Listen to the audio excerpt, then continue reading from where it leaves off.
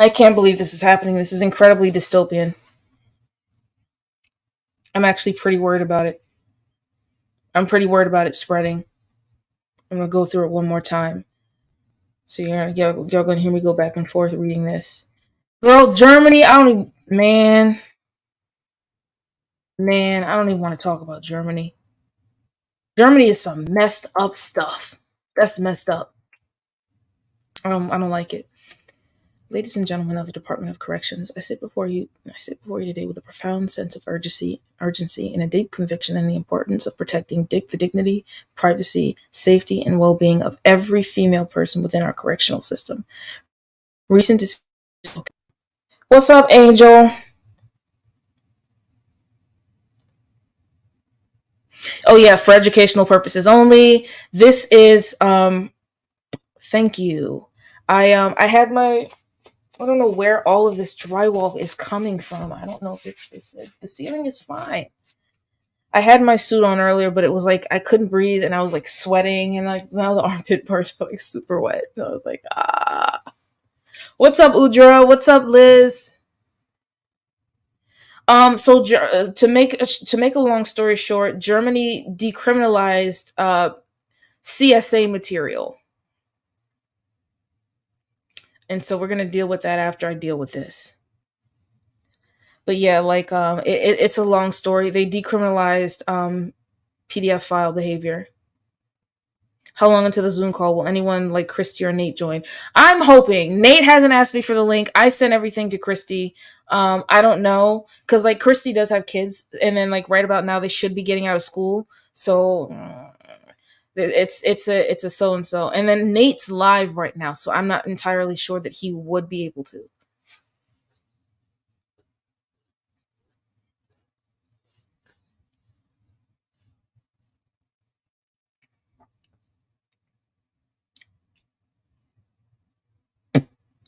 I'm in. Okay, now I am waiting for the start. We got we got 13 minutes, y'all. I tried to tell people on Avani's live. Um, they have other issues that they're dealing with right now.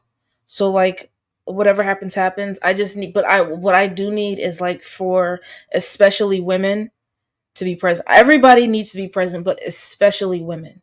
My face is mad oily. That's why you can tell I'm stressed out, bro. I'm stressed out, man. 12 minutes.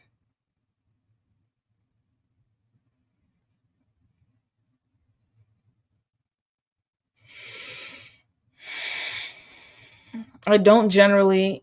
You got this. Keep that angry feeling. That'll help you power through. It is no. I am. And I'm also disgusted because like when I read those, I used to do like letter writing to women in prison.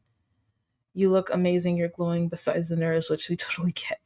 Yeah, no, like I'm also trying to keep my language to a degree professional because like it angers me because I used to do letter writing campaigns to women who are imprisoned, especially women who are survivors of the X trade, and like all this makes me think about is like just you're when you're I've never been to prison, right? I've been to jail, but I've never been to like prison like I've never done hard time. I've never been like locked in a box with men and all that kind of stuff like that. And so like that's essentially what this is. You're being locked in a box for a certain amount of time, whether it be 1 year or 20 years, and you're essentially at the mercy of the people at the top. So what's happening now is that these women are being locked in a box with men, not just any men, but men who have not just the capacity, but they have committed egregious crimes against women and children. So now they're being unleashed onto a vulnerable population of women, especially women who are survivors of those types of crimes, who may not made the best decisions, and they're essentially being tortured for it. Is the Today meeting for Boston? Do you have a link? It's on my Twitter. It's the link is on my Twitter. I'm gonna retweet it right now so everybody can see it. The hold on. The meeting is tomorrow. I wish I could fly in like that, but it's everything I do these days has to be planned in advance. And unfortunately now I have a lot of responsibilities that I didn't have when I was like 19, 20, 21. So I can't be on that like rah rah rah Miss Radical thing that I used to be. My Twitter is Separatist Sista, so it's just the reverse of this one. SEPARATISTSISTA. We got 10 minutes, y'all. We counting down. I'm gonna play some music real quick. Or wait, allowed to do that? I don't think so. So I'm gonna just chill for now. I'm gonna chill on the music because I don't want to get bananaed again. Or maybe I could just play a little bit. I don't think Kitty is gonna be like, "Oh yeah, we're gonna sue you for playing Brackish from."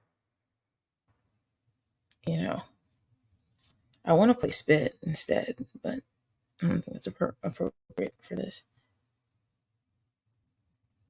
Well, see, I'm also streaming on like Twitch and YouTube and you know, I'm streaming in a bunch of places and also Instagram, so I'm not entirely.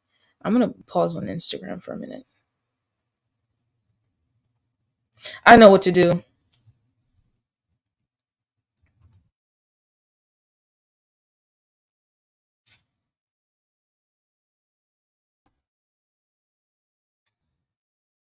TikTok is fine. TikTok is generally easier.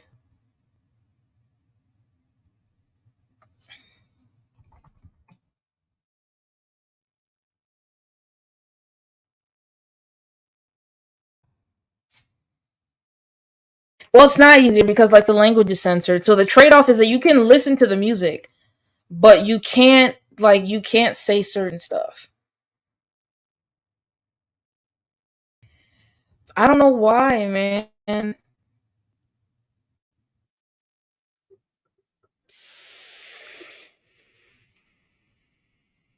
I forgot I'm logged into.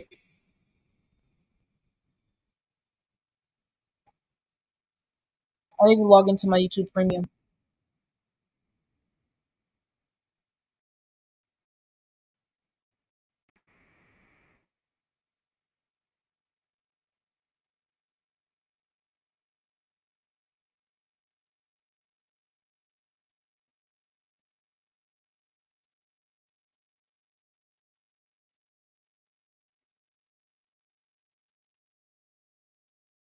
This is the exploited. I was gonna play Kitty, but I was like, nah, I'm kind of angrier than that.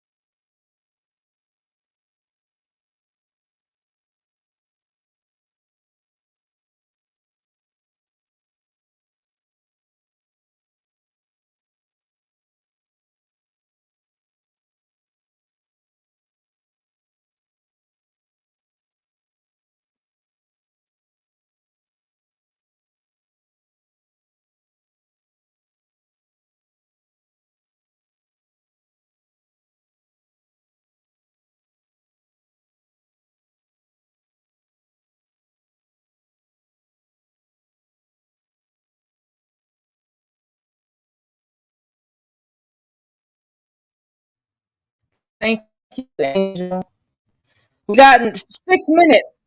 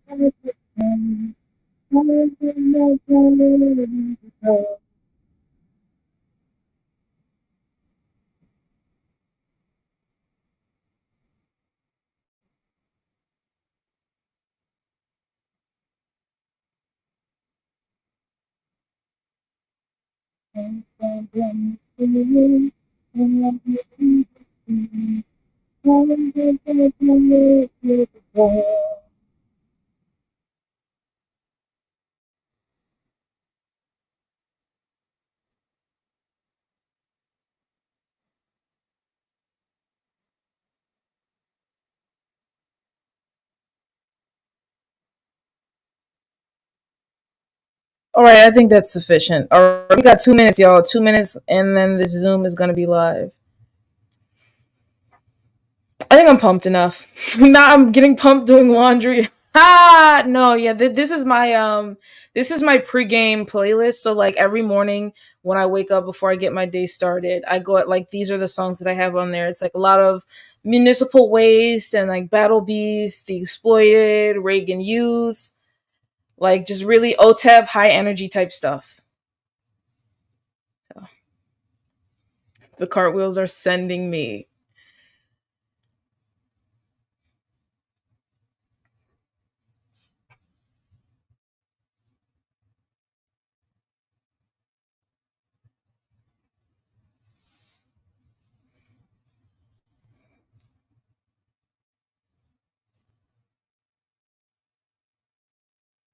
I love OTEP too. Before I got banned on Facebook, I had her added. I had her added to my personal profile. Hold on, yo. Oh, where's my speech? Here it is.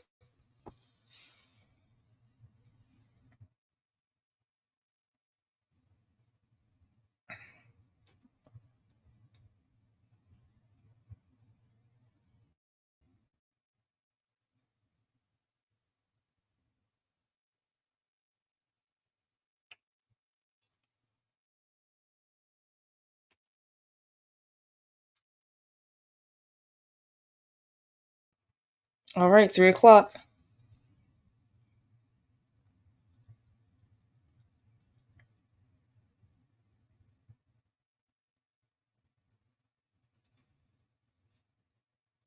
This is actually one of the most I don't have the words for it.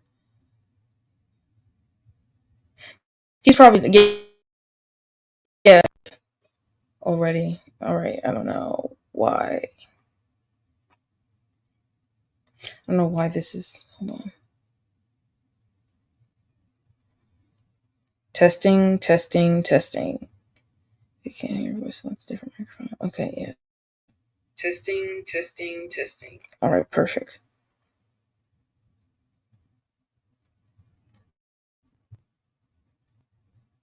The host has joined. We've let them know you're here.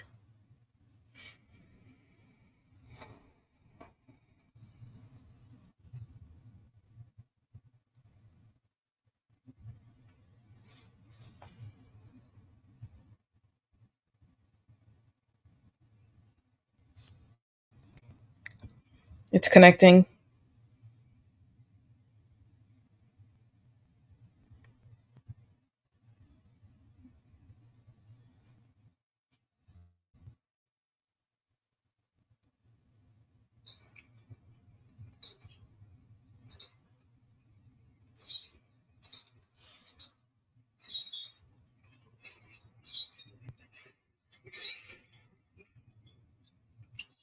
In just a moment, we'll start with some introductions of our search committee members that we have in attendance, and then we'll start letting people share their feedback.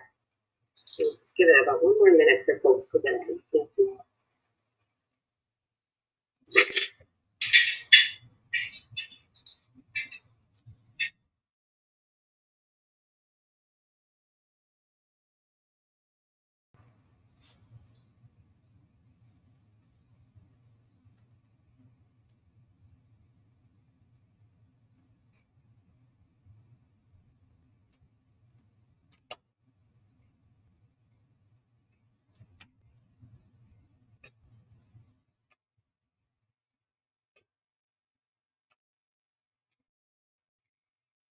Hey everyone, my name is Jen Radel. I'm the Chief of Staff of the Executive Office of Public Safety. I'm helping the search committee have this listening session. We have members from our office who are here to take notes and to help share the information with a couple of the search committee members who can't attend this session.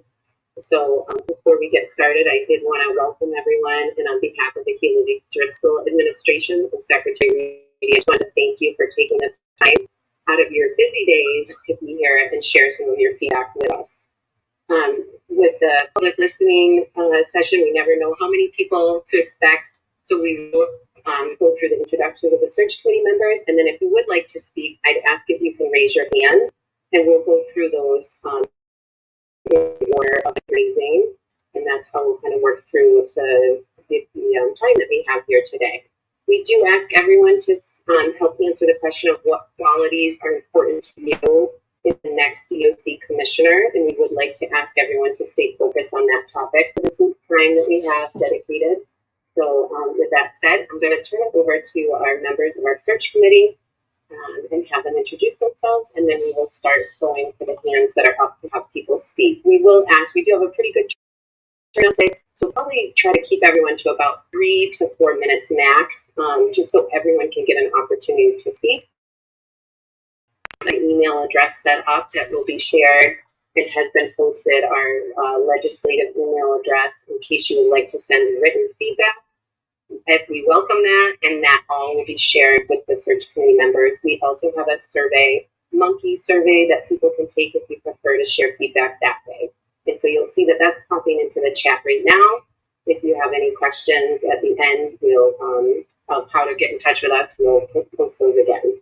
So at this time, I'd like to welcome you and turn it over to Sasha Long to introduce himself, and we'll go through the search committee members. Good afternoon, everyone. My name is Sasha Long, the Regional Director for the Department of Youth Services. Thank you, Sasha. Good afternoon. Thank you, everybody, for joining us. My name is Deirdre Calvert, and I am the Director of the Bureau of Substance Addiction Services at the Department of Public Health, and I'm a licensed independent clinical social worker. I think other search committees, feel free to introduce yourself. I'm seeing a lot of people. I apologize. It's hard to keep track of all the names. Undersecretary Peck, would you introduce yourself? Hi, my name is Andy Peck. I'm the Undersecretary of Criminal Justice at EOPS, and I'd like to thank you all for participating in this important endeavor. And just an FYI, I'll be off camera for a bit. Thank you.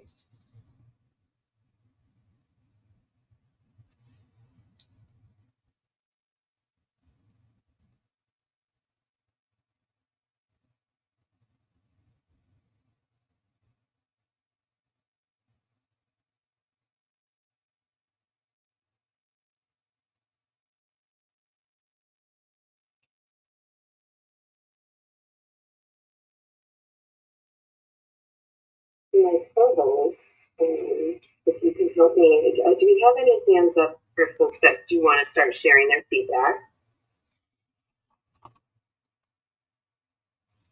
We have Norma.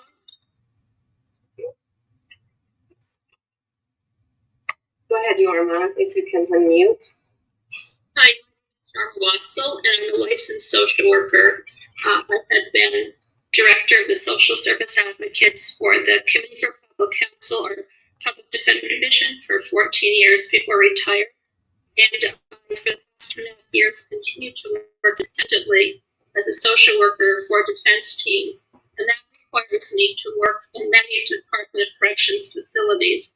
Framingham, we have pretrial people from Middlesex and people who are working with myself on commutation. So I'm pretty familiar with DOC policies and DOC facilities.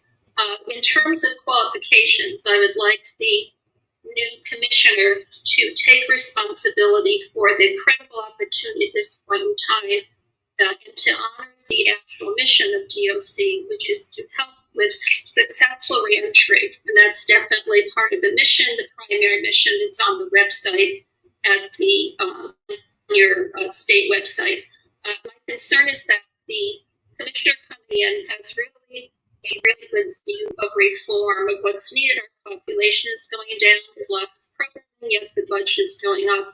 To concentrate on looking at outside the box, the progenic sort of view, and to look at also how that person could increase programming and look at moving some of the money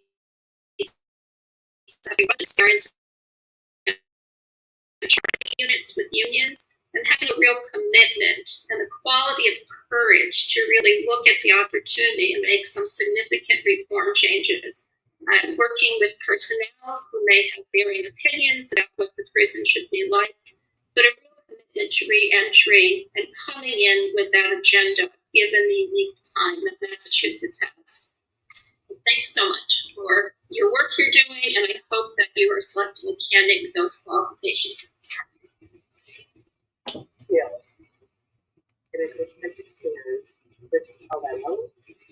Sasha Graham, and then Jesse White. Hi, thank you for having me. My name is Sasha Graham. I'm 28 years of age. I am a carpenter, and I sit before you today with a profound sense of urgency and deep conviction for the importance of protecting dignity, privacy, safety, and the well-being of every female person within our correction system. The recent decision to allow male inmates to be housed with female inmates demand our immediate attention and I would like to see the next DOC fight to reverse this decision, and I implore you all to consider the reasons why. First and foremost, we have an unequivocal duty to ensure the safety and security of all of those in our care. That includes women. The risk of sexual violence, harassment, and abuse in prisons is a grim reality, and women are particularly vulnerable to these threats. Housing male and female inmates together exponentially increases these risks. In good conscience, ignored the catastrophic consequences that this places. The trauma and the harm inflicted by this type of violence can leave lasting scars, undermining any efforts at rehabilitation and healing. We must also consider the fundamental human right to privacy and dignity that women have a unique and specific need for personal hygiene, healthcare, and their mental well-being. The presence of male inmates living in their quarter strips them of their privacy and subjects them to the indignities that are both inhumane and unacceptable. Imagine the fear and discomfort experienced daily by women who must navigate such an environment. This is not the mark of a just and compassionate society. Moreover, women in prison often require specialized healthcare services, including reproductive health care, support for mental health issues stemming from past traumas, and so much more. These services are best provided in a setting that is sensitive to their specific needs. Mixing male and female inmates complicates the delivery of these essential services and places women at a disadvantage, further exacerbating their vulnerabilities. Excuse me. The principles of justice and rehabilitation guide our correctional system. Punishment should not equate to torture. We strive to prepare these women for reintegration into society and to provide them with the tools and support necessary to lead productive, law-abiding lives. For women, this often means addressing issues like domestic violence and substance abuse, as well as the responsibility of caregiving. These sex-specific programs are critical to the rehabilitation of women and are undermined when they're placed in a destabilized, unsafe, and hostile environment. The international standards for human rights make it clear on this matter. The United Nations, through the Bangkok Rules, have established that male and female prisoners should not be housed together.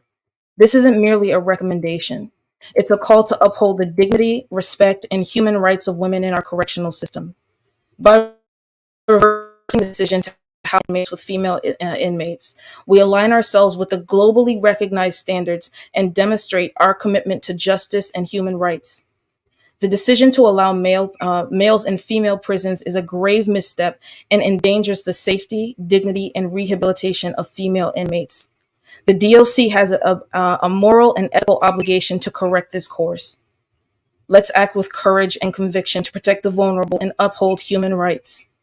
Let's ensure that our correctional system is one of fairness, safety, and respect. Thank you. Thank you so much for sharing. And if you are reading something and you're willing to send that to us, we would really appreciate it because then we can share word for word with the search committee members that couldn't be today. We do have our email in the chat. So Sasha, if you consider sharing that, that would be wonderful. Thank you so much. And Liz will call out our next speaker. Thank you, Sasha. Jessie White, thank you for joining us. Hi, thank you for having me. My name is Jessie White. I'm the Policy Director at Prisoners Legal Services of Massachusetts. We represent incarcerated people across all of the DOC prisons, and I've been working at Prisoners Legal Services since 2011, so I have a very deep understanding of the system. I'm going to keep my comments brief and submit lengthier comments via the email address provided. Thank you for that. First, I just want to thank you for having a mechanism by which incarcerated people are able to contribute their comments. My understanding is that they are able to contribute comments via their tablets. And I would urge this committee to really spend some time with the comments that are submitted and ensure that that information is being taken heavily into account. So these are the people that are going to be most impacted by the new commissioner. I want to highlight first that the new commissioner should be deeply committed to safe decarceration efforts, including supporting medical parole, supporting release mechanisms that are already legally allowed, and supporting new release mechanisms that could be created, making sure that they're collaborating across agencies to help people prepare for parole and to be paroled successfully, and prepare for release and reentry. Conditions reform is the next piece that I'd like to see the new commissioner commit to, including shifting existing resources, which are currently robust, towards expanding programming, education, vocational training, and reentry support. Further expanding access to self-improvement groups, cultural affinity groups, and other democratically elected and authorized peer support mechanisms. Reducing racial, gender, disability, and sexual orientation, discrimination, and inequity. Providing medical, mental health care, and substance use disorder care that's in alignment with the community standard of care and not below that.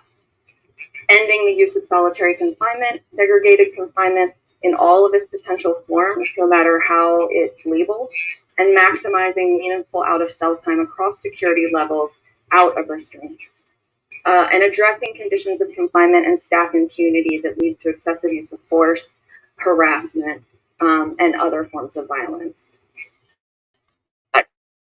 Is the next piece, including supporting confidential media access to the system, supporting legislator access, including unannounced visits by legislators, supporting expedited records and video access, and decreasing discretionary authority within the DOC wherever possible, including that which is vested in the commissioner's own office. Instead, creating objective standards to which corrections will be accountable, regardless of who's in leadership at any facility or at the administrative level.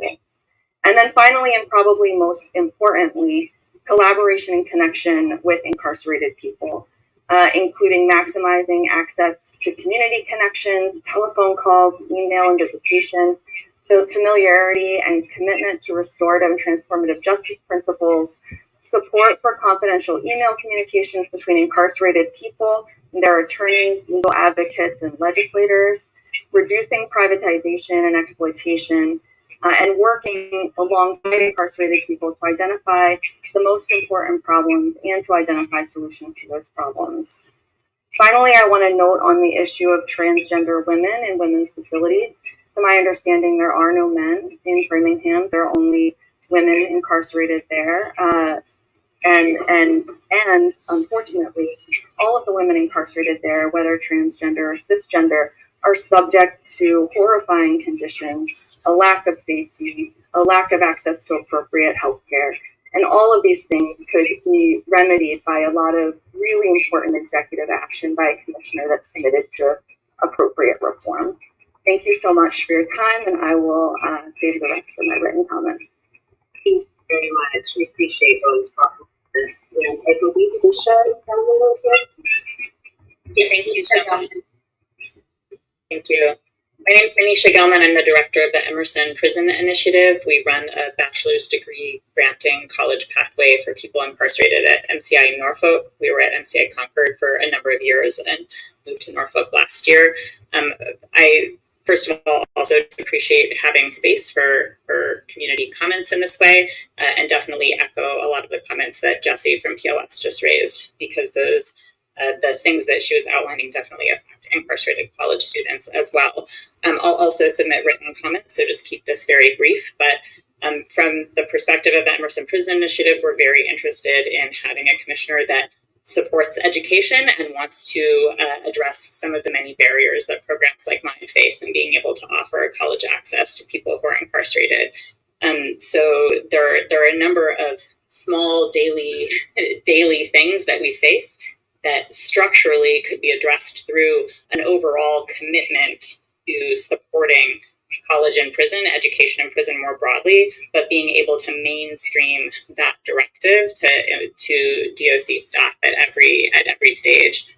And it would really allow programs like mine to be able to think about expansion and growing the intervention that we bring to DOC spaces more easily if we were able to just reduce some of the barriers, which I'm happy to outline in the letter. And I also just want to emphasize a need for a commissioner that's open to dialogue with programs like ours. In the 8 years that we've been offering a BA program to incarcerated people, I've never met any of the commissioners, so there hasn't been an open stream of communication there, or any sort of regular contact, and I think it would really help on both sides to see as something that assists DOC's mission of rehabilitation rather than a hindrance or a burden on staff. So I'll go ahead and send the rest of my comments via writing, but thank you for the time to. Notice how I never said men. I said male. And she's like, oh, transgender women. Baby, now I'm mad. Now, if they allow me to comment again, watch me go in. Hold on. The actual justice group, that is a group within the UCC churches. We represent over 350 churches across the state, and we're very interested in the appointment of a new DOC commissioner. Basically, 5 areas are of great interest to us. First of all is to have someone who truly understands the mission of rehabilitation. Someone who will promote programs, vocational education, college education, and even basic education. Because for every dollar spent on education, you save $5 on recidivism. Secondly, we're very concerned in having medical parole be a priority. Massachusetts has the oldest population, the highest percentage of elderly incarcerated people in the country. And many people who deserve medical parole have not been able to get it in the past. Even though doctors have said they should have it, we would like to see somebody definitely be in a position to approve medical parole when it truly is medically necessary. Also, we'd like to see a culture change at the DOC among the employees, in particular the corrections officers, so that everyone is treated respectfully within the facilities. And this would be for the incarcerated inside and their families, many of whom have not been treated well in the past. Fourth, we'd like to have more involvement by families, because 90% of those inside are going to return to society, and it's the families who are going to be there to welcome them back. And even things like the free phone calls have had a lot of problems with the tablet calls not working. Certain facilities, particularly in Gardner, it's almost impossible some days to get the calls through. So someone really needs to address the issues. And finally, we'd like to see more activities for the people inside of a social nature, perhaps art, music, things like that, because again, academics is important and sports are somewhat available. But some of the older people or people who are not interested in those particular athletic activities need to have a little more broad-based activities. So finally, we would just hope that the search will be very wide, that it will consider candidates who are not presently in the DOC system, even consider out-of-state candidates to get the right person who is going to be resourceful, do a good job, help those inside to truly rehabilitate, treat families with dignity, and give the taxpayers the service they deserve. Thank you so much.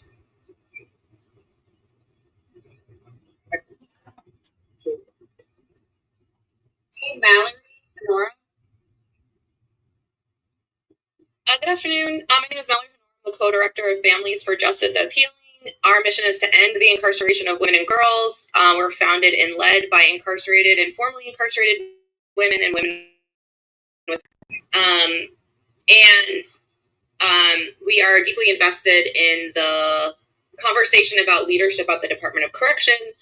I'm also planning to attend tomorrow in person, and so I'll reserve my comments from our organization specifically tomorrow. We have staff on our team that have served decades at MCI Framingham, and if you add up the amount of time that our members have served at MCI Framingham, it adds up to centuries, if not millennia.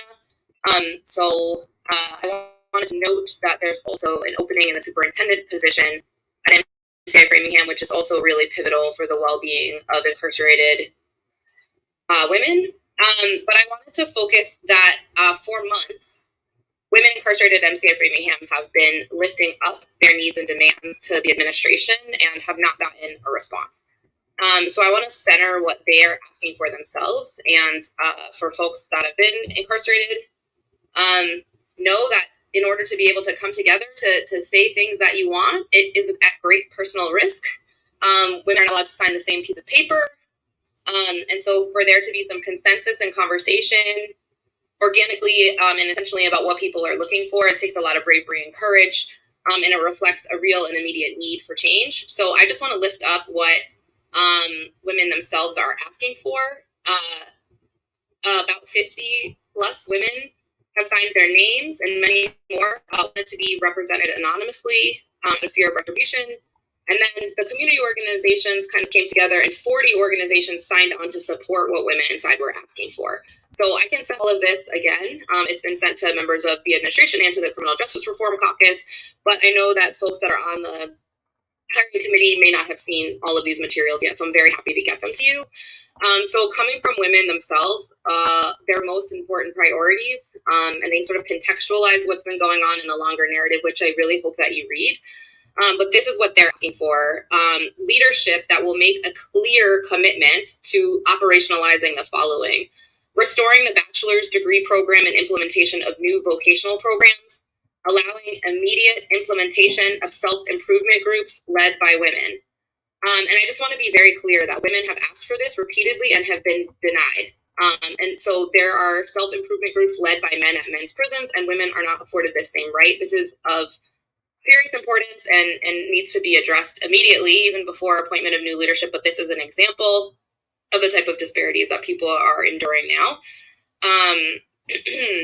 Allowing consistent access to a photocopier, restoring meaningful access to the law library, restoring full access to recreation time and activities, which has not recovered in the same way at Framingham after COVID as it has at other prisons, reviewing and adhering to the grievance policy and procedures to ensure that we get a response in a timely fashion, reviewing and documenting our concerns with medical and mental health care, especially as the process for a new medical provider contract is underway. We know that transition is going to be happening very soon to the new contractor, ensuring access to healthcare outside of the prison, honoring the spirit of the medical parole law by recommending release for the sickest women, particularly women who were previously denied, yet continue to suffer. There are recent denials that are really painful to us on the outside and to women inside that need a second look, addressing violations in our mailroom, including delayed mail and tampering with mail, culture of transparency by ensuring legislators have full access to visiting and meeting with incarcerated women, both in person and virtually, addressing the physical conditions of MCI Framingham by fixing leaking roofs and fixing the pathways that are impassable for women in wheelchairs, and exploring opportunities to clasp women down and move women or into the community to pursue programming, treatment, employment, reunification with their families, and housing. And they close by saying, women at MCI Framingham are clear that we do not need or want another women's prison or even massive construction at the existing prison. We are much more concerned with the lack of accountability of the administration and the mismanagement of Framingham, which has caused serious harm and trauma in our lives. We hope the Healy administration will take seriously our demand to expand and maximize pathways to release for women in Framingham, such as using clemency powers. And we hope the administration will include cases in this decision-making process and continue to meet with us on a regular basis. So these asks are both of the superintendent and of the commissioner, which of course will oversee that person. So I wanted to uplift and center those again. I hope to make more comments tomorrow. I just also want to mention that our members include cis and trans women and gender non-conforming women who are part of writing this process. And the abhorrent healthcare and neglect and lack of safety for women is women, our members inside are putting that responsibility on the administration and not on trans women, right? And if anything, women are asking for education about trans issues and trans women. That has been denied by the administration and mismanaged and cultivated a culture of fear and secrecy and lack of transparency and neglect, as opposed to a culture of understanding and equipping women with information that they need and any type of control or safety in their surroundings. So that's what we're hearing from our members inside. And I think that, I'm just hopeful that the hiring committee will take what women accomplish. This is a major moment for women expressing what it is that they want and need, really seriously in your consideration. And as one final piece to offer, we put together a culmination of women inside Framingham testifying for themselves about their vision for what they're looking for. And I'll put that link so you can watch women testify inside from their selves, so you can hear their voices and them speaking for themselves. Thank you.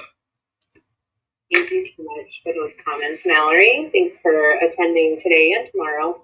And if you're willing to submit those comments, then we can share it with the whole search committee. Thank you. Let's move next. Thank you, Mallory. Michael Thomas. Thank you very much and good afternoon. As mentioned, my name is Michael Thomas. I'm the president of the New England Board of Higher Education.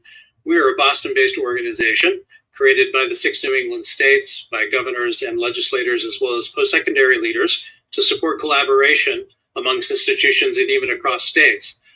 During 2023, I was also the founder and co-chair of the New England Commission on the Future of Higher Education in Prison, which was co-led by my colleague Lee Perlman. His colleague and co-founder of the Educational Justice Institute at MIT, Carol Cafferty, is here today as well and may choose to say some things as well. I appreciate the things that have been said relative to the importance of post-secondary education and opportunities for self-betterment or rehabilitation, and particularly post-secondary learning. And certainly want to acknowledge the department for their ability to and willingness to be able to host today's sessions, and also want to thank and acknowledge the members of the search committee who are here today and listening and participating, and we appreciate their consideration.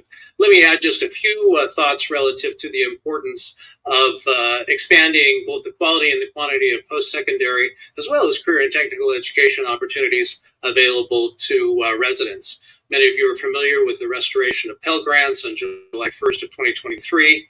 There's important work to be done to ensure that both the access to, participation in, and completion of effective post-secondary programming behind bars. We would urge the committee to look for individuals and candidates who have a proven track record and a commitment to, as well as an understanding of the dynamics and implementation challenges of prison education programs. We would ask them to look for individuals that have a transparency-forward, data-driven approach to assessing the current educational offerings, assessing the needs, opportunities, and setting specific goals and objectives in terms of expanding access to high-quality credentialed offerings. We'd also to ask them to look for individuals who have a proven ability to work collaboratively with stakeholders. Many of you know the success of prison education programs is really dependent on corrections' ability to work not only with their individual education teams, but also with college and university providers, reentry organizations, and certainly incorporating the voice and experience of individuals with lived experience who have been justice impacted and who have participated in post-secondary education programs. Additionally, important to bring in the perspective and the participation of employers, labor, and industry organizations as well. We'd also urge you to look for individuals who have proven and successful system change effort experience, the ability to really alter prison culture and programming in ways that will support effective program delivery, a demonstrated interest in investing in technology and internet infrastructure that will provide learners behind the wall with access to a 21st century educational experience, significant experience in dealing with the realities of program continuity, particularly during periods of change and transition and the likelihood of prisoner transfers and facility changes. Given the many important comments that have been, and I'm sure will be made relative to potential changes to facilities across the Massachusetts system, we'd also ask that the consideration of available and effective space for adequate programming and staff be kept in mind as plans are made for important changes to both the existence and the use of facilities. Lastly, I would just simply note that really is important to have a data-driven approach to this, making sure that there is good data and information related to the demand for and potential for utilization of post-secondary education programs, as well as the ability to really track the progress and the success of students throughout the course of their experience, ensuring ways to avoid disruption of program participation due to disciplinary and or other transfer-related issues. So with that, I'll pause there. And again, thank you for the opportunity to speak. We'll submit additional information via written testimony and possibly in tomorrow's conversation. So thank you for your time. Thank you so much. I did want to just take a moment to welcome and acknowledge Rep. Donahue and Rep. Kierans, Representative Kierans. Thank you very much for attending. If you also have any comments to share, please just raise your hand and we'll also get to you. I know we have had people come in since we started with our intro, and I do see Sasha has her hand up. We are asking people to just raise their hand, and we're going in order. We are going to do, before I flip back to Sasha, we would like to make sure that everyone gets an opportunity to speak for a first time before we go through a list a second time. So if anyone hasn't gotten a chance to speak and wants or plans to speak, I would ask that you raise your hand now, and we will try to work back through for second comments if we have the opportunity to do that. And again, for anyone that didn't hear it already, I'm sorry to sound like a broken record. We do have in our comments in the chat 2 places that you can submit written testimony, and we encourage you to do so. If you had already typed something, we just ask that you also share it. We are taking notes that will be shared with the search committee, so if you don't have it, don't submit written comments or take a Survey Monkey. We have those items listed as well, and then every bit of feedback will be shared with the entire search committee. So we do have an in-person session tomorrow as well that some folks have mentioned at Ashburton Floor. I'm going to have one of my colleagues put that in the chat as well. Ashburton Place next to the State House on the 21st floor in the afternoon tomorrow. So another opportunity also to share comments. So Liz, are we seeing any other hands at this moment? Yes, Louisa. Okay, Louisa. It's Lois Aarons. Sorry. I just have 2 brief remarks. So the first is that I completely support college education, expansion of college education in the prisons, but some of you may be aware that there are more than 3,000 people on a waiting list for adult basic education. And if there is going to be a pipeline of people into college education, there needs to be a huge investment in adult basic ed. And I hope that the new commissioner will focus on that. The second thing I want to say is I think everybody is aware that for the first time, people who are incarcerated had a chance to testify at various committee hearings. And I think for everybody watching and everybody testifying, that was a great experience. And I think legislators learned a lot, and people watching it learned a lot from the articulateness and the pointedness of the people who spoke. And I hope that the next person really expands that in every way that we can now that we've begun. And I think that was just a beginning, and we need to do more in the next coming years. Thank you.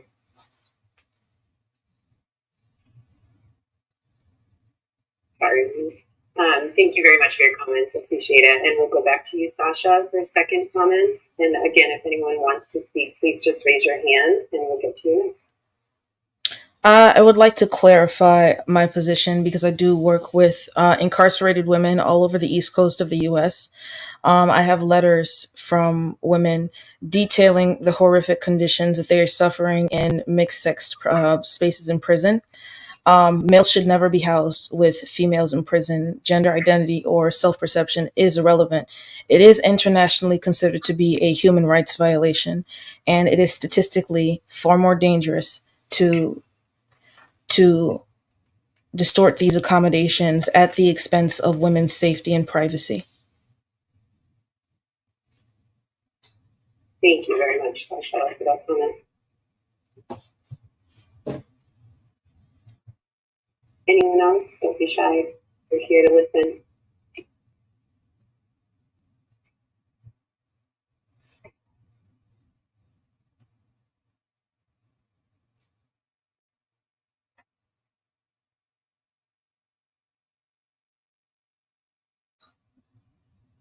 I'm so sorry if I missed this at the beginning. I was having trouble getting in. I was in the waiting room, but I'm just wondering if, at the risk, I don't want to limit anyone's comments. I just wanted to know if members of the committee could give us an idea about the shape of the process in terms of timeline, and also like the decision-making power that the search committee has, and the sort of relationship with the administration, and how your views are going to be considered. Like any of that, like understanding the scaffolding of how this is going to move forward would be really helpful. And also just be sure, because it's my job to email women inside about this meeting today. So I wanted to make sure I can report back clearly about what's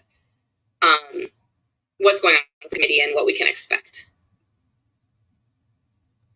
Today, we're really just prepared to listen, give a brief overview, and then I could potentially turn it to one search committee, but I do want to make sure that we're just doing a listening session. But generally speaking, we have listening sessions set up like today. We have the public ones tomorrow. We continue to have postings up, and anyone on this, I'll ask my colleague to drop it in the chat if you haven't seen the job posting and you would like to share it with people, because we are asking everyone to share that posting as much as possible so that we can do and conduct a very wide search that goes outside our state and beyond. We welcome all applicants, not just individuals that are currently employed at the POC, but we are doing a nationwide search. So if anyone is on here and would like to share that posting, it will be in the chat, and we do appreciate that. Other listening sessions, the search committee will be receiving all the written feedback. So any comments that are shared, notes from these meetings are going to be shared with the committee, and there will be interviews conducted. The search committee will be working on that and conducting interviews and recommending candidates to the Secretary of Public Safety and the administration. And I think that generally touches on the process, and it will continue over the additional May and into June. So that process will be carried out for the next 4 to 5 weeks. All right, I see some more hands up, so I'm going to have Liz call out the hands via numbering. Thank you, Jen. Carol Cafferty.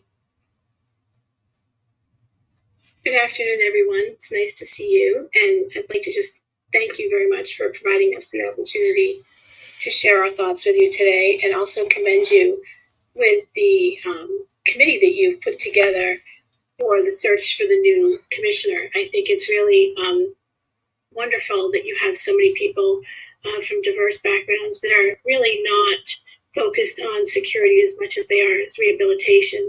I don't want to read anything today. I'd just like to say a few thoughts. My background is I have been serving as an advocate behind the walls for approximately 30 years, finishing my career as a superintendent of a county facility. I'm also a DOJ certified PREA auditor.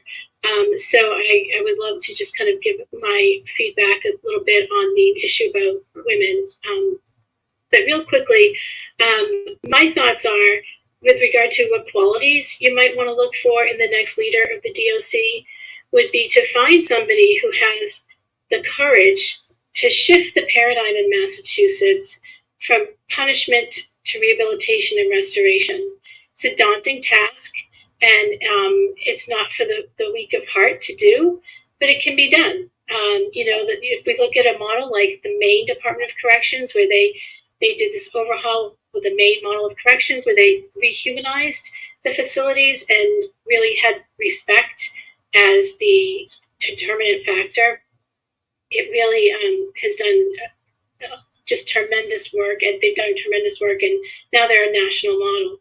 So I would really like you to find somebody who shares that belief system, that it's time to shift the viewpoint from punishment and punitive measures to rehabilitation and restoration.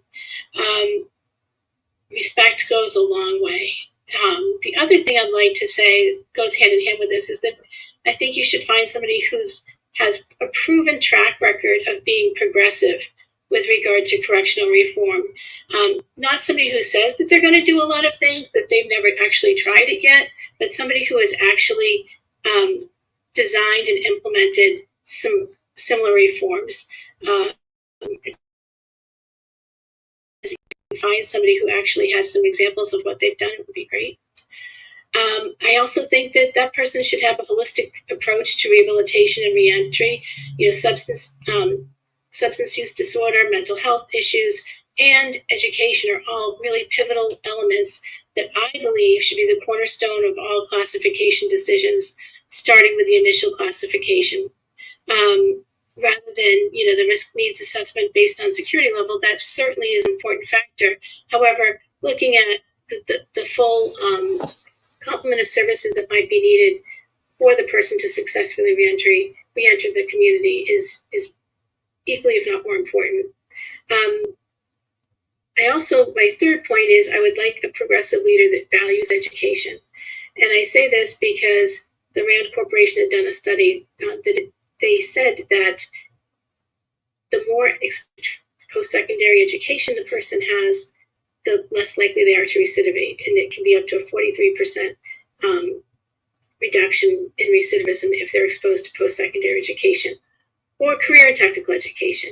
I think that we really need to have a solid baseline of educational assessments done upon entry, and people need to be classified on a track to success, whether that would be career and technical education, post-secondary education, or what have you. I also think that digital literacy is important, and providing a technological infrastructure to support educational programs, substance use programs, mental health programs, I think is vital. These facilities were not designed for technology, and there are a lot of challenges with the physical building and structure, but there are ways around it, and I think that there should be a commitment to digital literacy efforts. The last thing I'd like to say is regard to the women and the women's issues. And I think that it's really important that, and I want to say that I agree with everything that everybody has said so far today. And I'd like to just support the fact that it's very vital that we recognize women's issues are different, that we understand collective trauma, and that we are looking for somebody who really understands the needs and the supports that women will need to have upon reentry.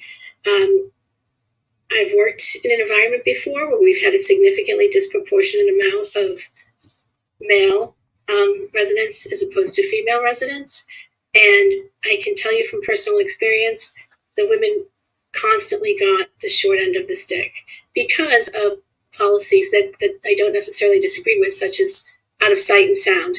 It's impossible when you try to provide equal recreation, equal programming, equal visits to the medical department or the clinic, equal everything outside rec.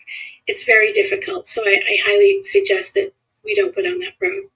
And I just would like to thank you, and that's about all I have to say for now. Thank you. Thank you for your comments. We appreciate it. Liz, who's next? Amanda. Amanda.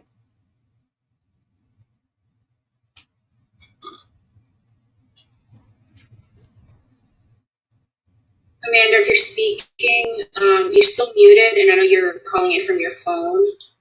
Let me try to unmute you.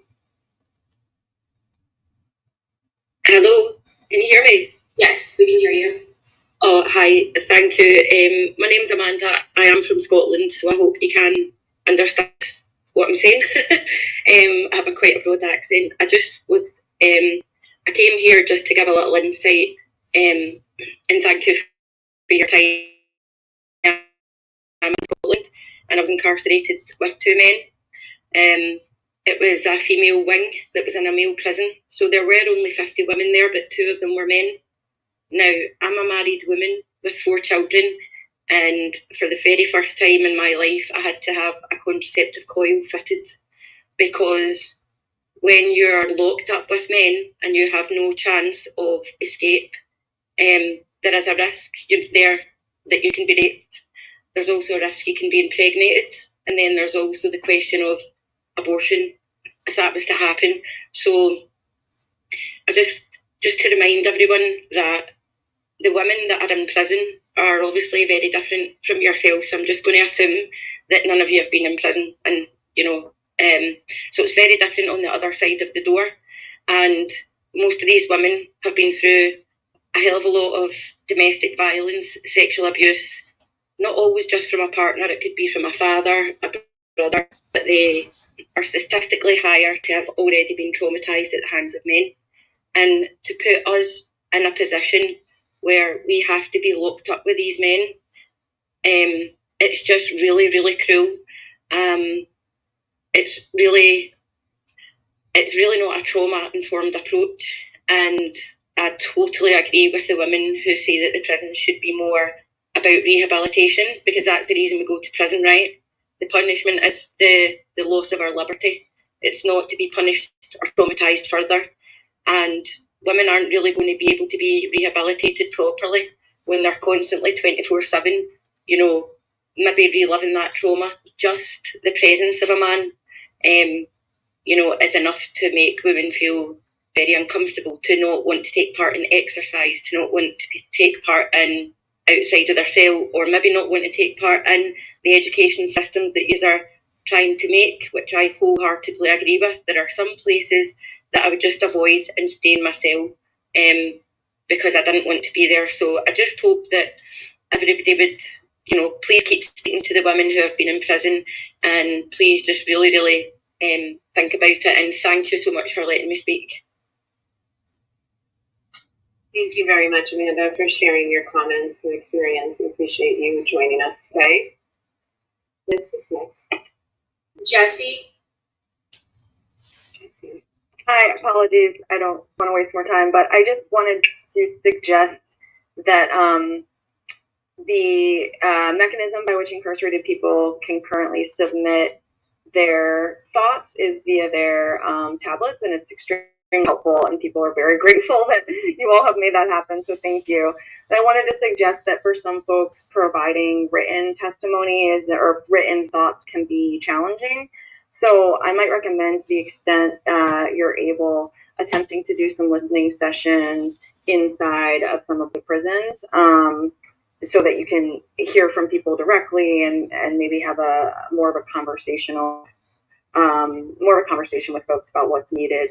And then I also wanted to suggest that when, I don't know what this committee's relationship will be with sort of like finalizing candidates, but I would also suggest that when candidates are being rising up in the ranks of, okay, these are our finalists, it might be very helpful for those candidates to also go and meet with the incarcerated folks inside directly as well. Thank you again for your time. Thank you so much for those comments. Liz, I'm going to have you call anyone that's next. There are no other hands up. Lois, I see a thumbs up, but not a hand up. Anyone that didn't get to make a comment yet that would like to hand or let us know. I'm going to make sure that everybody got an opportunity to speak. I can't tell you how grateful we are that everyone made this time. I know it's hard during the day when you have full-time jobs, so we, on behalf of the administration and the secretary again and the search committee, we just want to thank everyone for finding this time and making it a priority. We really do appreciate the feedback, and it is important to us, so thank you.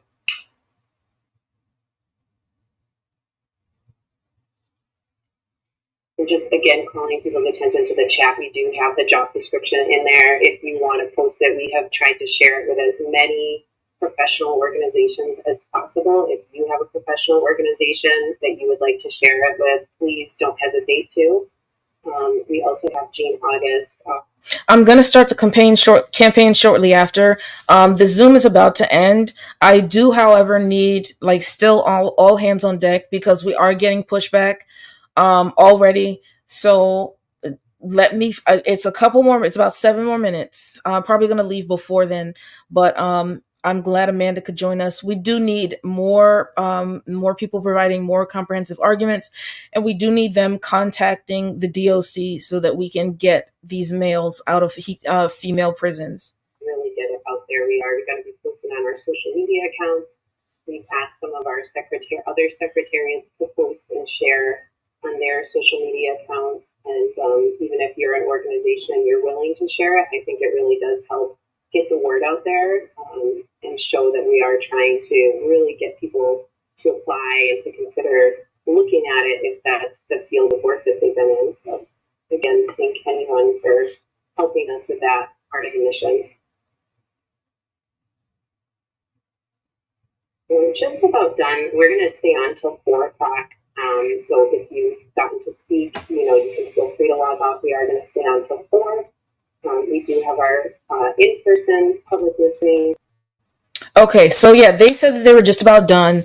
Amanda did great. Thank you, Rue. I appreciate you being there. There were some people who couldn't be there who were supposed to because of technical difficulties, but there will be an in-person meeting tomorrow. I have just started a email and letter writing campaign. I do want to reach out to these women because they do feel under threat. And I don't know if y'all heard earlier, but that girl, she was like, well, female prisoners aren't really complaining. And it's like, yeah, they can't, because if they do, they're going to the hole.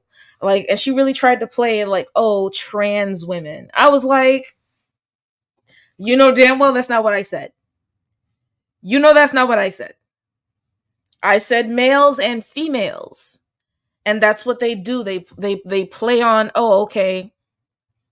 Well, as far as I know, excuse me, ma'am, I work directly with these women very often, and they do send letters. And when we do have correspondence, so like I want to start a pen pal program for, yeah, already got them brainwashed to say cisgender, but like I want to start a program for us to, especially women, to be writing with these women and having and establishing regular communication with them, because right, it's just a different type of woman. No, ma'am. We need to start handling more campaigns where we are in regular communication with and establishing relationships with these women, because they don't have anywhere else to turn to. I am gonna put some more money on sis books tonight. Y'all give me 1 second. I'm gonna be right back. If anyone want to request up and join and hold down this live, it will be very appreciated, because I need to go grab something. It's very important, but I can't just sit here and let the live be like flat. They know the difference because they always place male women's feelings over women's rights. Yes, absolutely. Amanda did such a good job. Amanda did such a good job. What do you mean? You were perfect. What's up, Liz? We'll never be sick of you. What's up, Disco Queen?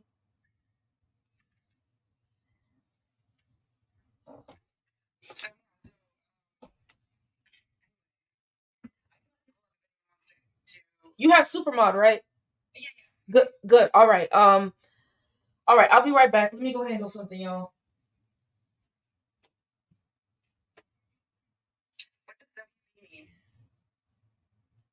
I have no idea. Yeah, so you're shy. Oh, welcome back. Yeah.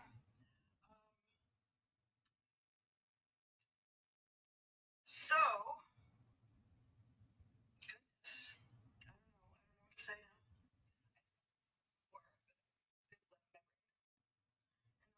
Since I'm back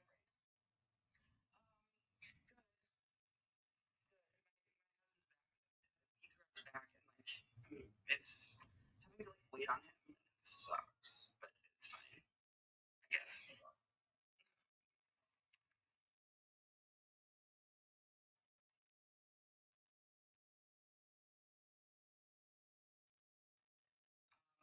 Yeah, but the idea that like it's just a different. This is how, because in order to sustain an ideology like this, right? Like it's almost like maintaining a fascist, authoritarian, totalitarian type of government, because there's so many lies that are right in front of your face, right? But like it requires a mass gaslighting campaign in order to direct people away from that, in order to get people to like go along with it, essentially. And I don't know if everyone heard earlier, but the analogy to it's in North Korea, where there's this giant building that was supposed to be a hotel, but it never panned out because the government ran out of money, and now it's like the tallest building in Pyongyang, and the government doesn't want to talk about it because it's kind of an embarrassment. What they said, that the official message that they gave to the public was, this building's not there. It's not there. Say anyone like in Pyongyang, they will all like swear this building doesn't exist, and like that's what it is, right? It's like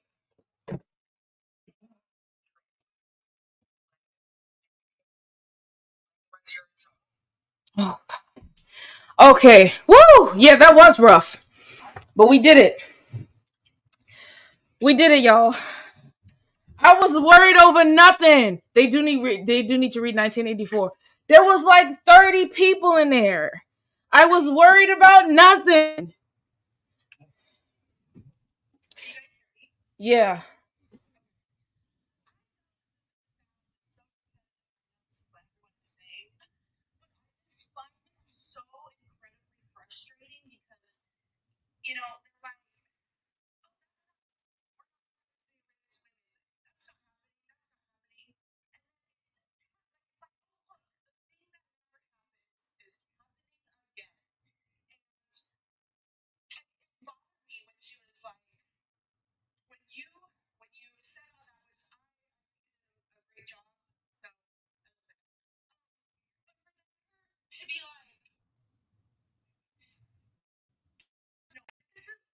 She said there's no men in here but the trans women who are occupying. I was like, so men.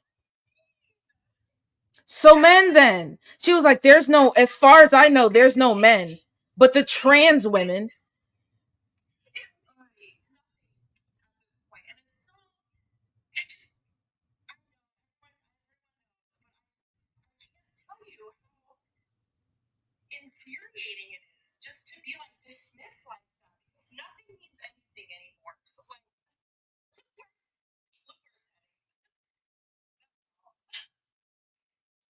Do you remember a few years ago when a trans he won or got very close to winning the Jeopardy Tournament of Champions, and it was all hailed as like a woman, first time a woman won the Jeopardy Tournament of Champions, but it was a trans. It was not. I was still on the other side of this, but even then, I remember thinking like, really? So it's like, so okay, check that box. So woman won the Jeopardy Tournament of Champions. No woman had ever won. It's ridiculous. It's absolutely ridiculous. Thank you, Amanda. You were amazing. You were amazing. And I'm so glad you told your story.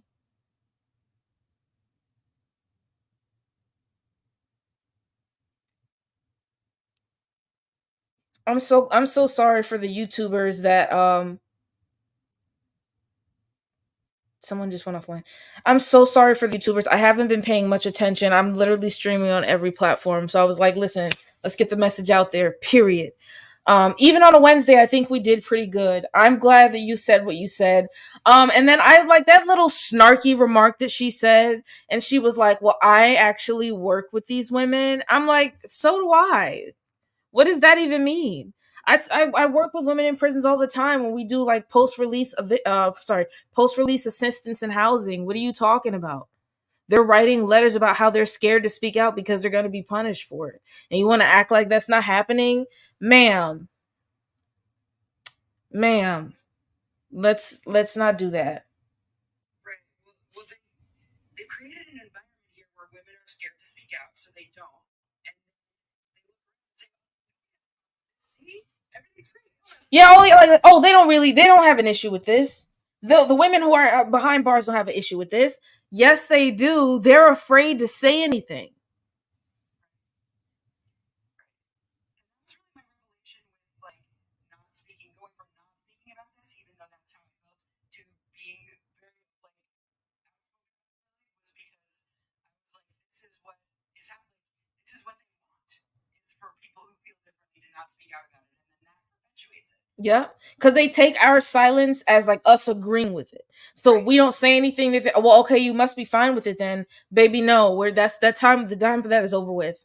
So now that that is over with, I do want to talk about what's happening in Germany. So, Liz, do you know what's happening? I heard you say it briefly, but I'm not familiar. I haven't read anything about it. They decriminalized the possession of child pornography.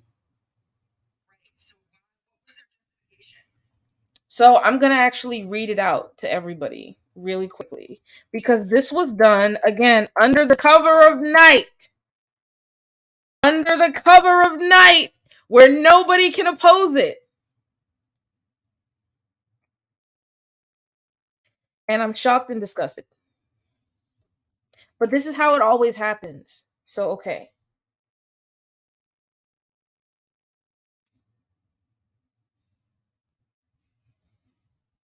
Hold on, y'all. It's loading.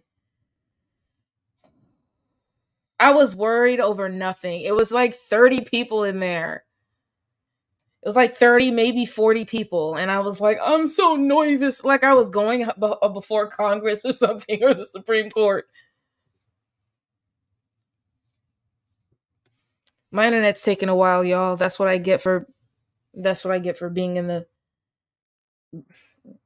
a populated area. Anyway, so the title from Redux reads Pro PDF File Activist Group Celebrates as Germany Decriminalizes Child Porn Possession.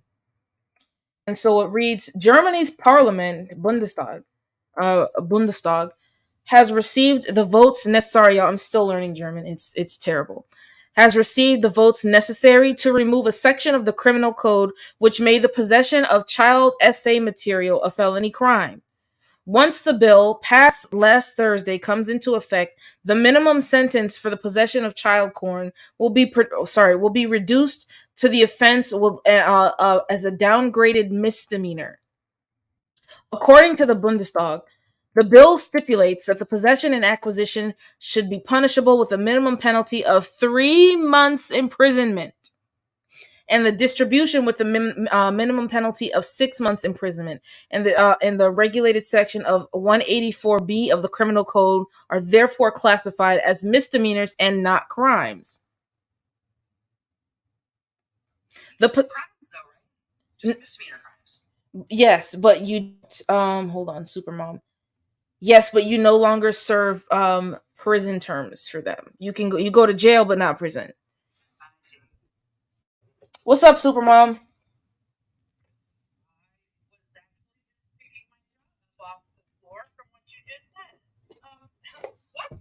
Yep.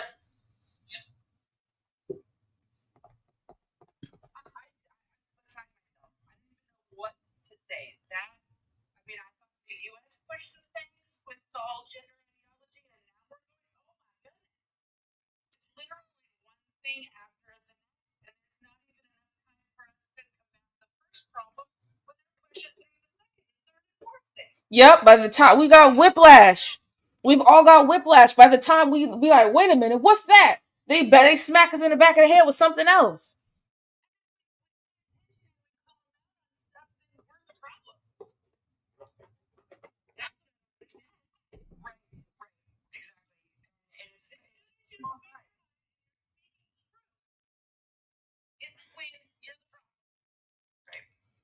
So it continues. The possession of CSA materials was first classified as a crime in 2021 after the federal justice minister Christine Lambridge of the Social Democratic Party introduced a minimum of 1 year for the offense, a minimum sentence of 1 year for the offense.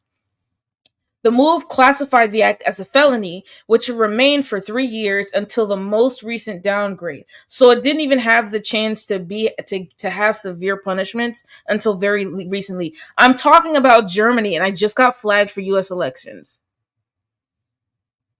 Why? This is Germany. TikTok. Germany.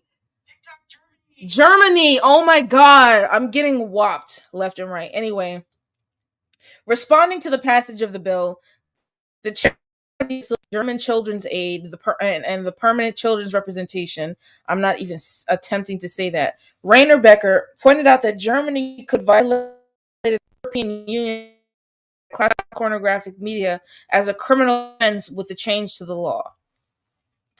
A statement of opposition was released by the Christian Democratic Union and the Christian Social Union of Bavaria, stating that the distribution, possession, and acquisition of child pornography must, in principle, remain classified as crimes, reads the declaration.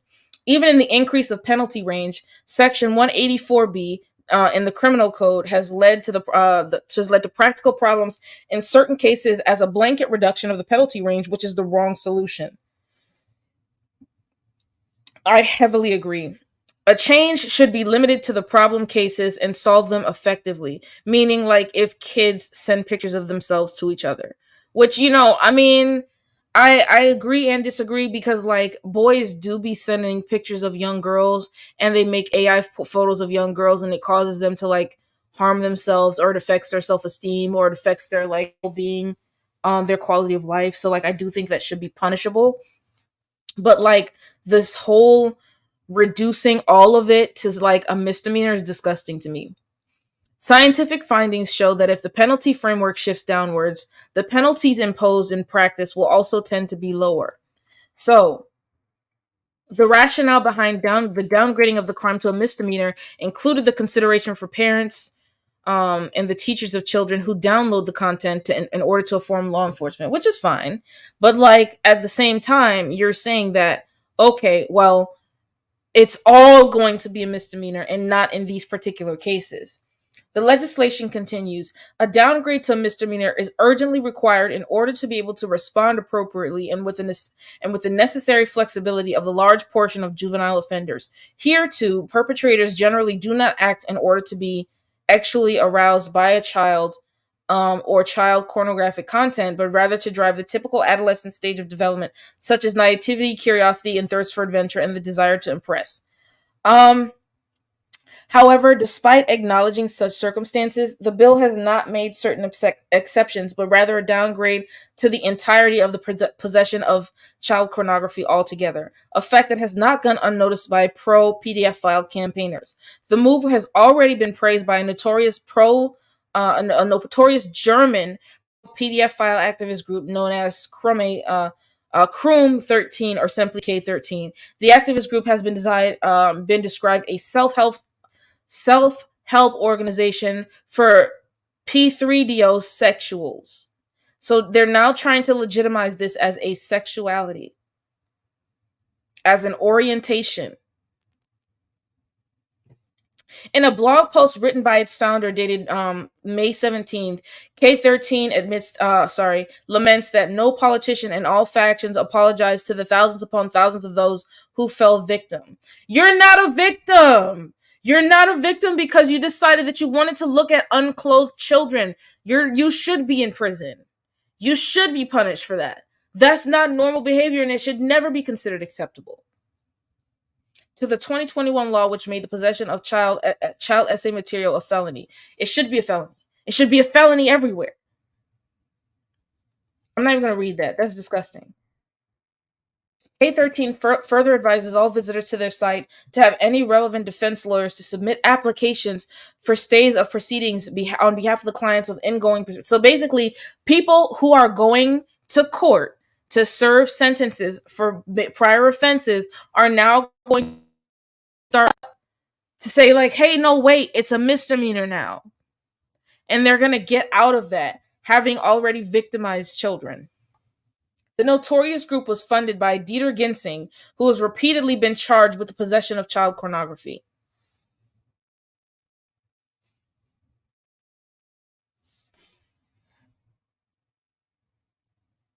Who the fuck is in parliament over there?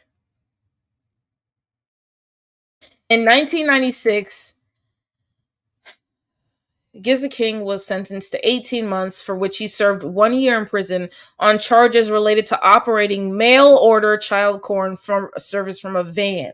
In 2003, he again appeared in court accused of the possession of CSA materials obtained between July 1999 and January 2001. The pornography was found in his computer after a search of his residence in August 2001. His devices contained 216 image files of unclothed children, and he was only sentenced to 8 months in prison. I can't, bro. I don't even think I want to read the rest of this. It's the stuff that the type of pictures that they had, bro.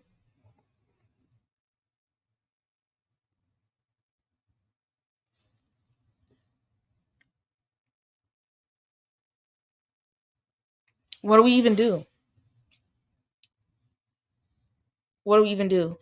Now, we need to take out NAMBLA.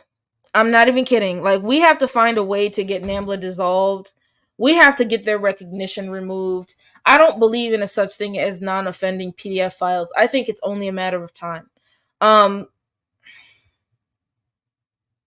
What can we even do, bruh?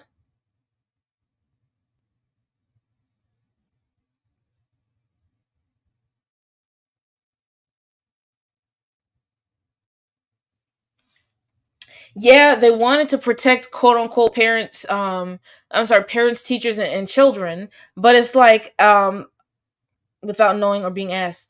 Yeah, but it's like at the same time that they could have expressed those very specific instances in law instead of this blanket, and I agree with you. Instead of introducing this blanket thing, and that's their thing. Like they use these situations, excuse me, they use these situations to kind of justify doing that. And is it really that hard to like distinguish between the two? Like, isn't that what judges and prosecutors and law officers are like to determine like whether this is one of those type of cases or like another type of case? Like that's what they do. Yep. So it says here that the tab. It says here that he said, "Thank you, Gloom." It says here that the taboo of PDF P3Dophilia must be broken at all levels of society. If a PDF file can come out without fear of exclusion and demonization, this is the best prevention against child abuse. That's a lie, though, because y'all are still collecting the materials. Children who are photographed in these types of conditions are traumatized. There's no way that you can consume this content and not be harming a child. It's impossible. For babies and toddlers, for babies, toddlers, and elementary school students, the actual component in such a relationship is problematic. They would have to be discussed separately. Oh my god. The age and age of consent is 12 as so basically they want to reduce the age of consent to 12. And there are boys and girls who will take the initiative in a friendly actual relationship with so they're saying that kids will consent. I can't believe what I'm reading. Like I had to read that over. From an actual policies perspective, an age of consent of 12 is appropriate and long overdue in today's enlightened society. Bro is advocating for the age of consent to be lowered to 12.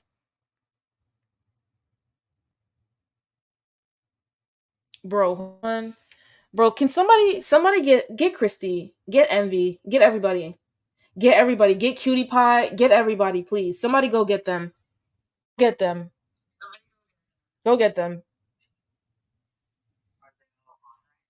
I have no idea, but I if it, somebody, one of them has to be, at least one.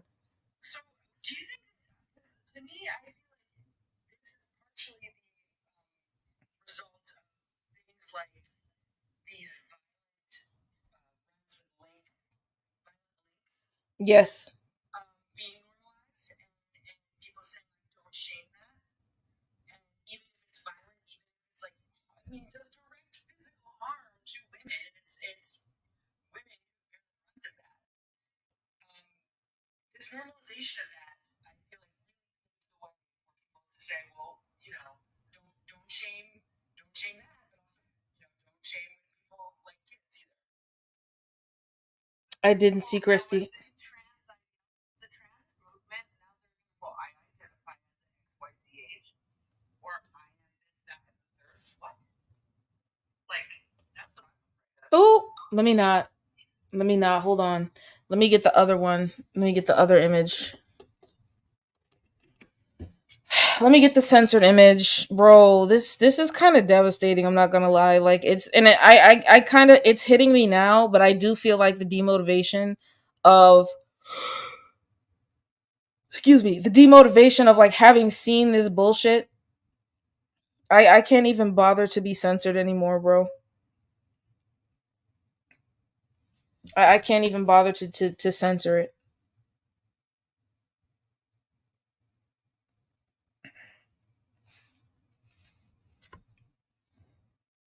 Yeah.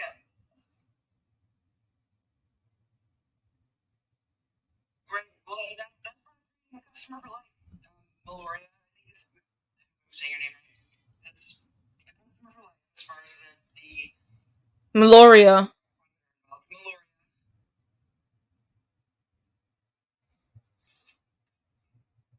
Oh, I'm sorry. I just saw an I. Is it Meliora or Meloria? I don't know if the I is silent or not.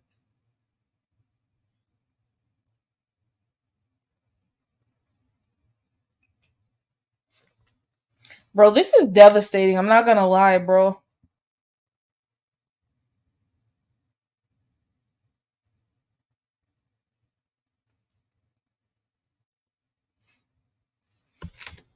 Meliora. So, okay, I was right. Or the second time I was right, rather. It's not I was right. The second time I was right. Bro, bring the floods, man. It's over. Society is cooked. What do you mean? I gotta censor this image before I put it up on the background because I know TikTok gonna beat my ass if I don't. Can you big screen me for a second? Yeah. So this is the website of the HEI, Health Equality Index. I should say, Healthcare Equality Index, and it's a report that the Human Rights Campaign Foundation puts out every year, and basically it's a scoring index that you get more points if you like are a hospital and even if you have one for the youth and one for adults, and if you basically prescribe these hormones to whoever wants them, and these puberty blockers to whoever wants them, and don't like put up any barricades to that, and they call it access to healthcare, access to trans inclusive healthcare is what they call it. But the entire index, which has been out for like 15 years or something, is funded by the same people who make the meds. The same people who make the meds are putting out this scoring index, being like, how well are you selling our products, essentially? So, and I find it wild that no one's talking about this. And then low scores on this index have been used as justification to sue healthcare providers who score too low on it. That's bonkers. It's insane. Like, I feel like this is worse than 1984. I feel like we've surpassed 1984.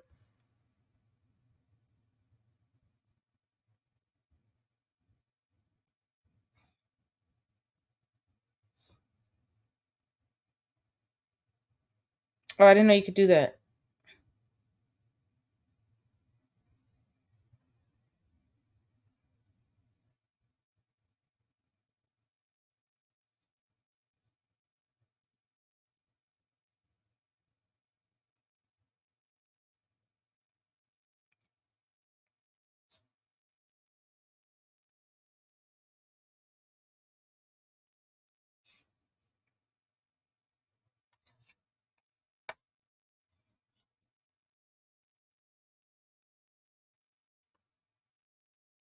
Sorry, y'all. Hold on. Hold on. I promise I'm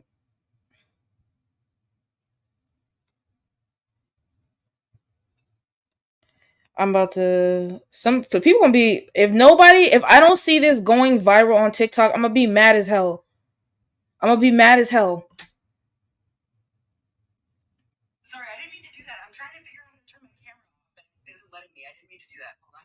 No, you're good.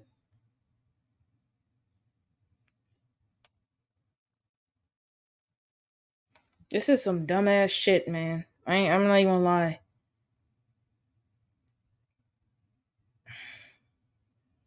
Alright, I'm about to send it to myself. Hold on. Am I in there? Yeah, I am. I just gotta start learning to use Discord. Oh my god, Liz, why did you drop?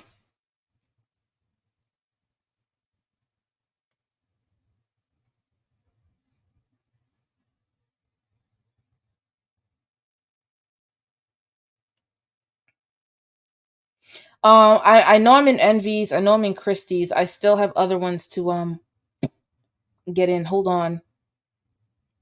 Hold on.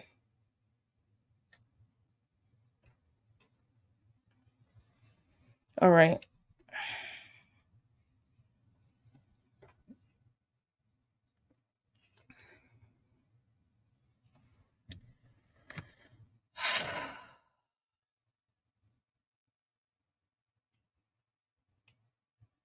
I don't even, man, I don't even want to do it.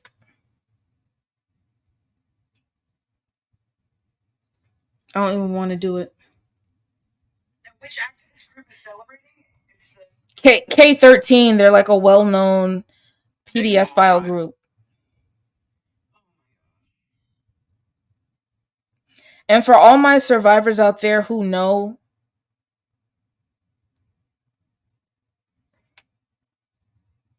we hate to see it, bro. I'm like no, we really hate to see it.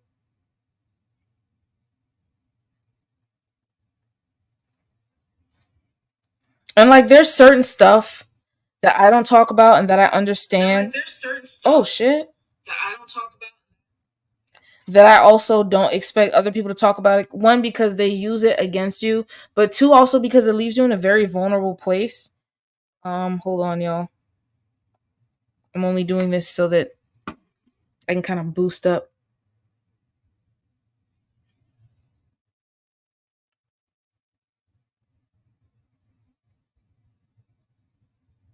All right, there we go. But yeah, it's disturbing to me because people were like, that's not gonna happen. Everybody was saying, and I got castigated. I got isolated from the LGBT community for bringing up stuff like this, for talking about stuff like this, and saying like, hey, everybody, like we're under threat.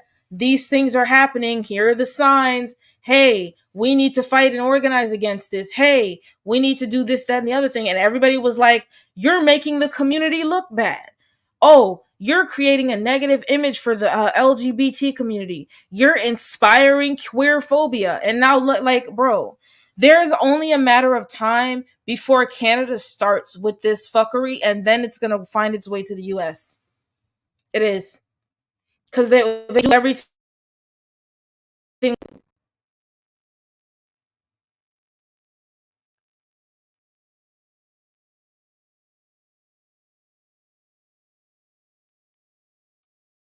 And that's the thing, man. Every time I talk about accountability within the LGBT community or the LGBT community, people want to act like it's an attack. Asking for accountability is not an attack. We really do have issues, and now this group right here, they're using our talking points to validate their sickness.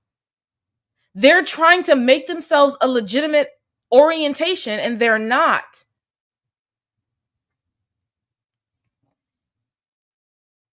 Well, it's not even about bad apples, right? Because there's a saying, right, that if you've less than 24 hours to keep, okay.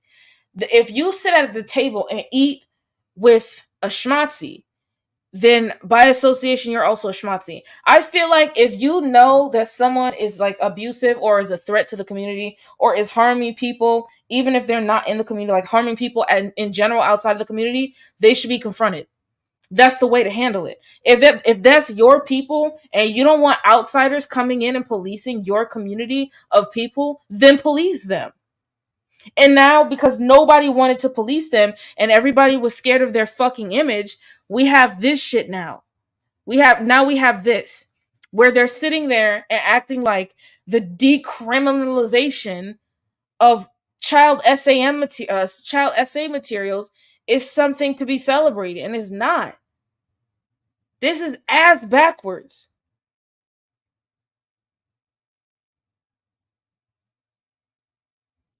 Where is... I think that mosquito's back in here, y'all. Came back for more. Oh. And it's really gross that they have decided to group all of this together. Because when we're talking about gay rights, right? Like that does not harm kids. That does not harm women. That like other people's lives are not affected by that. So of course it's a human rights issue. But to lump it in with these other things, NFT and the PDF file stuff like that, you are harming kids and you are harming women directly. And it's really manipulative, really gaslighting, and it's really cruel and insidious to try and say, to try to like group yourself in with a movement that's not harmful to either of those groups, to any groups, and say that your plight is just like theirs. It's not. It's not. It really isn't. Hold on. Is Cutie Pie talking about this?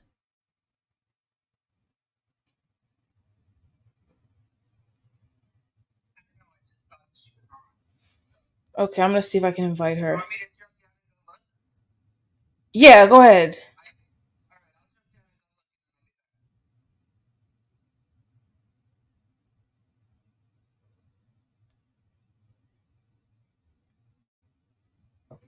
I'm actually so mad right now.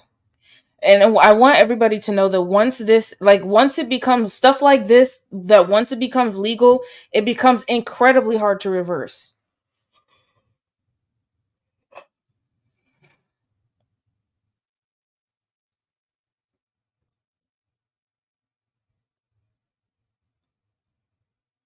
It's really terrifying having a daughter in this world right now. I'm saying. It is. It is. I'm not going. I'm glad I'm sterile, and I'm glad I'm gay. I could never have a child in this political climate. I would go crazy. I would lose my mind. I would go crazy.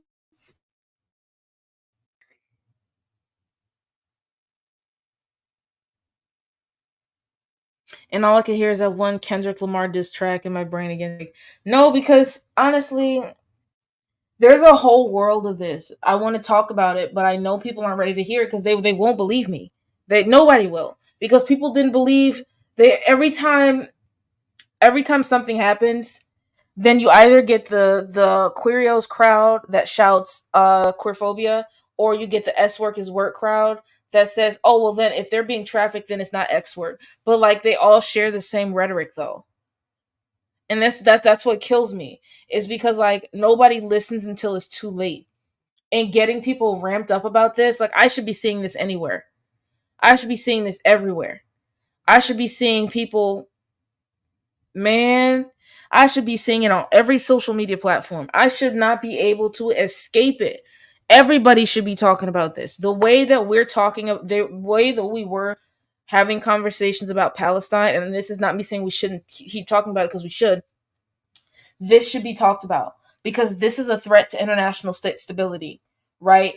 And the children of Germany are their futures are in now hands of predators. And we don't have any there's no, oh my god. Like nobody's checking them, bro. Nobody. All of these how do we know that these organizations exist and we're not countering them?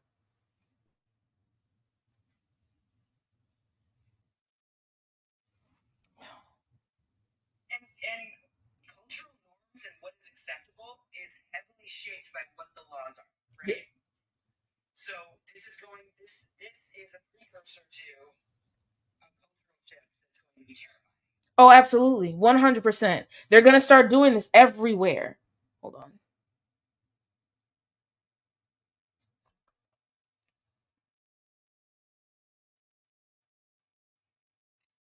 What's up, Lana?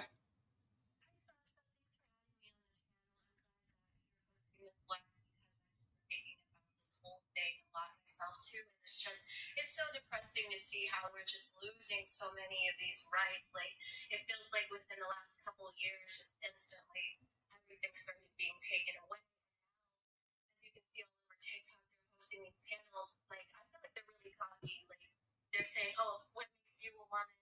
And just because you have a period doesn't mean anything. Like it's just, it feels so misogynistic, and it's just so frustrating to see how they have so much power.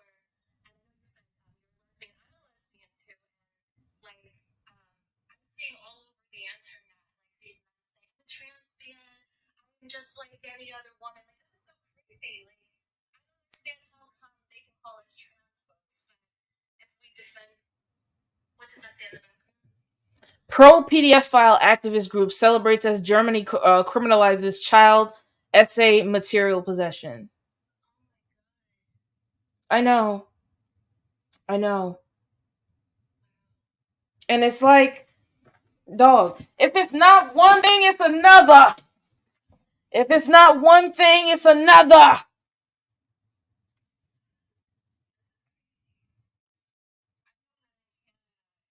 Completely, like, just they have taken this whole ideology next level, but it's coming over to America too. I can just feel it. It's so scary. It is, because everything, like the West, all imitates each other. So, like, for instance, if the US does something, then like Canada does it, the UK does blah, blah, blah. We saw this with like gender ideology, and that's how they test stuff out. Then we saw it with we saw this with like the right to reproductive health care. And it started, I believe, in the UK first. Was it the UK or Canada? It was either the UK or Canada, and then the next one followed, then it was the United States. And I'm sitting here like, dog, what are we doing? We're losing. And I kept saying this. I kept saying this. Everyone was like, blame feminism, blame feminism, blame feminism. I'm sitting here and I'm like, listen, the deterioration of women's condition, it reflects the regression. And look at how all of women's protections are being rolled back and society is deteriorating. Yeah, I agree. And I feel like a lot of this is happening because of, like, you know, Roe versus Wade being overturned. Like, now all of a sudden, because I'm really just disgusted with the whole transphobia thing, but I just keep hearing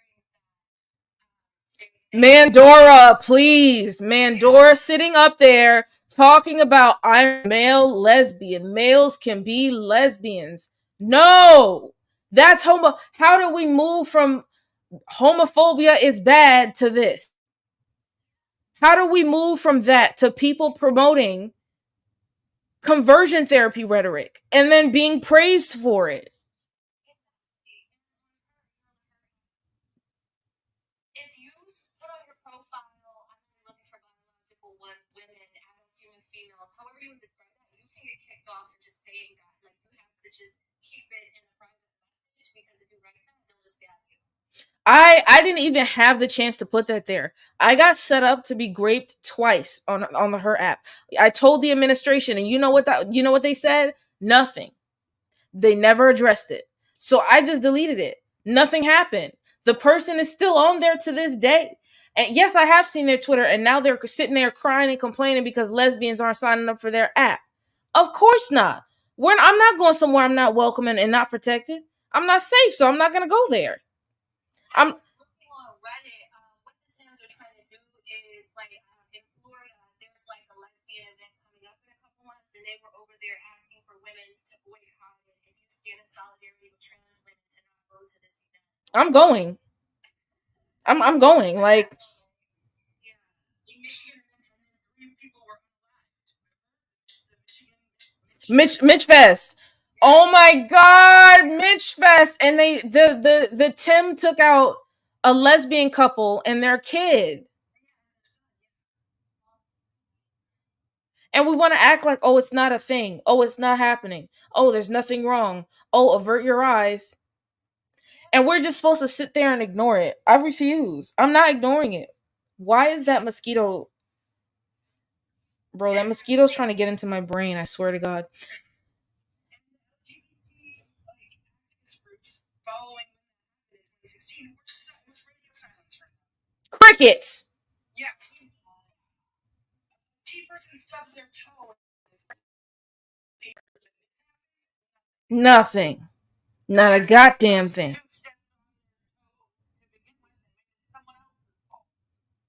And I'm disgusted. I'm disgusted because it's like we had it. We had it in our hands. And who dropped the ball, dog? It was us. Literally us. We dropped our own ball. Yeah, I think most women were a bit more understanding. Like, before this went really crazy, we at least understood, like, okay, there's probably some. And all I thought about it before I could see, like, how misogynistic these people are. Like, I had no idea that they just wanted to basically replace us. That's what it feels like. They just want to replace us. They want to just take over the title of woman.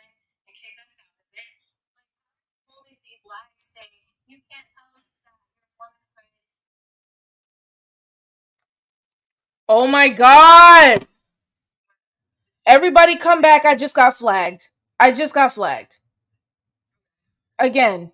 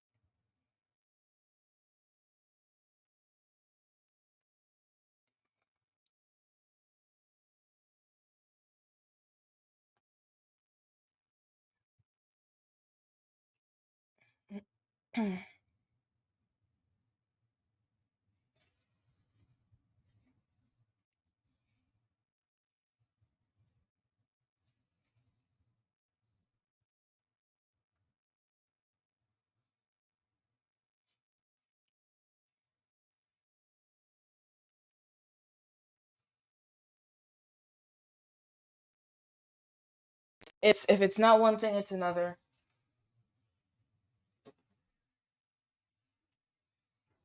If it's not one, it's another.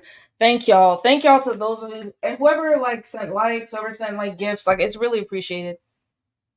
It really is.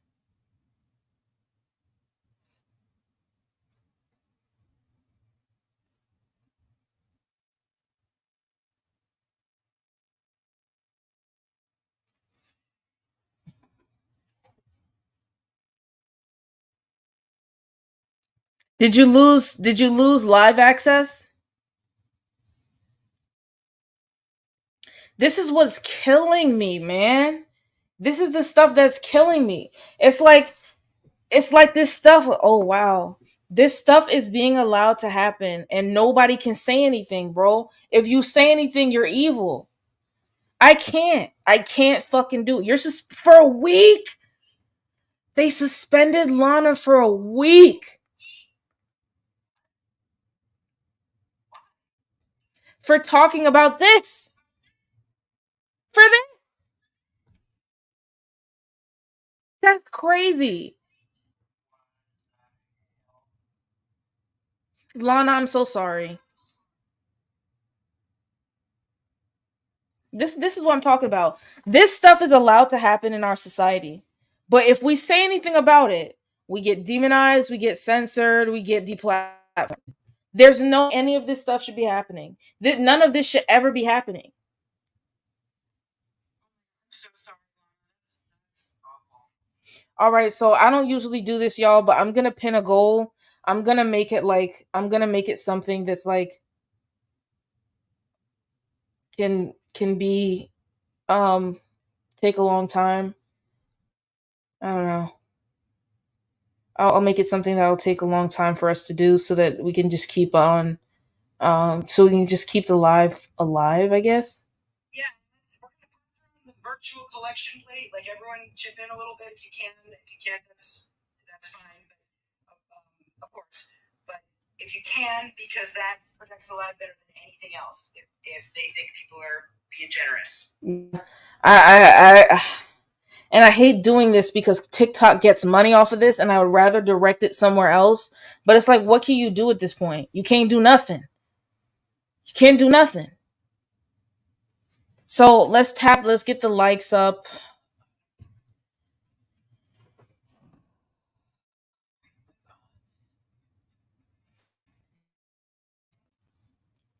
I have lives on Twitter, but I keep losing access.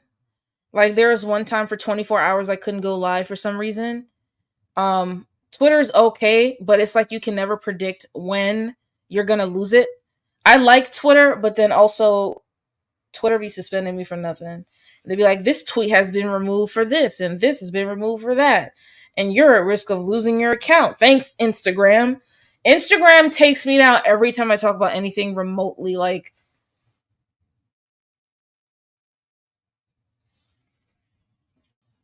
But yeah, so I don't even know what we can do because I organize. I'm more of an organized in person thing because online is so it's so easy to be isolated and deplatformed.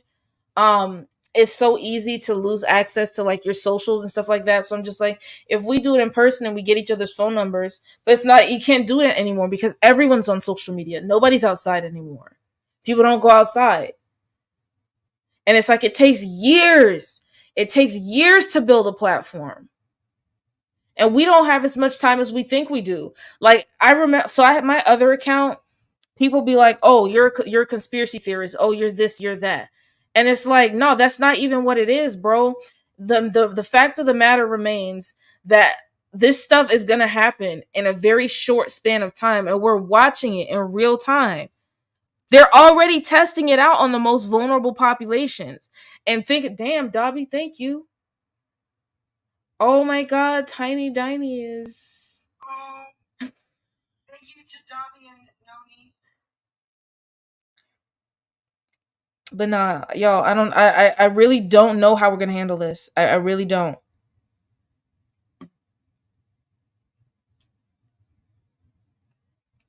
Hold on.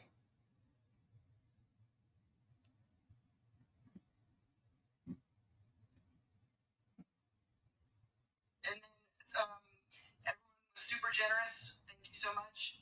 Please keep tapping the screen as well. And that'll give us at least somewhat of a layer of protection around the live. Yeah, it does. Because last time when I was kind of wilding on here, they really did, like when they were sending gifts, like I didn't even get flagged, which was weird. But I guess TikTok wants their money, so. Exactly. That's why. Yeah. Someone told me that, and I was like, that makes the most sense. Like. But no, I'm still like I'm entirely disgusted because every time we sit down to talk about this, every time we're doing something, it's like, no, you can't do that. No, you can't talk about it. So how do we advocate for people, right? And this is no offense, but this is why I fucking hate social media.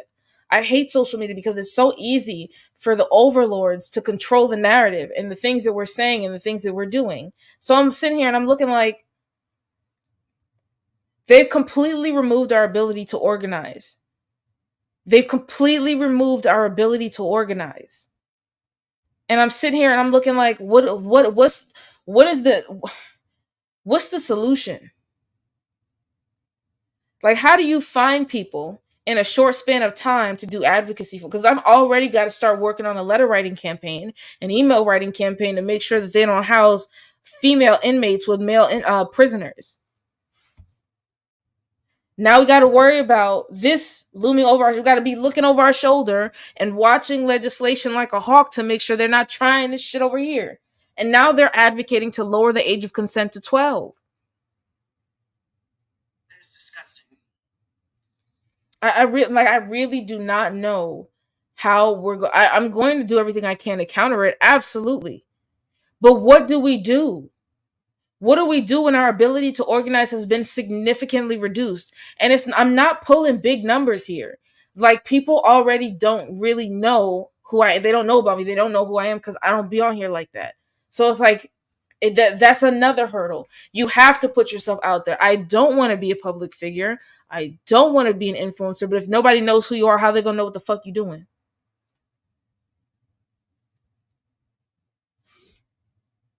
It's like you have to curate an image for yourself and then constantly advertise yourself to people to be able to organize.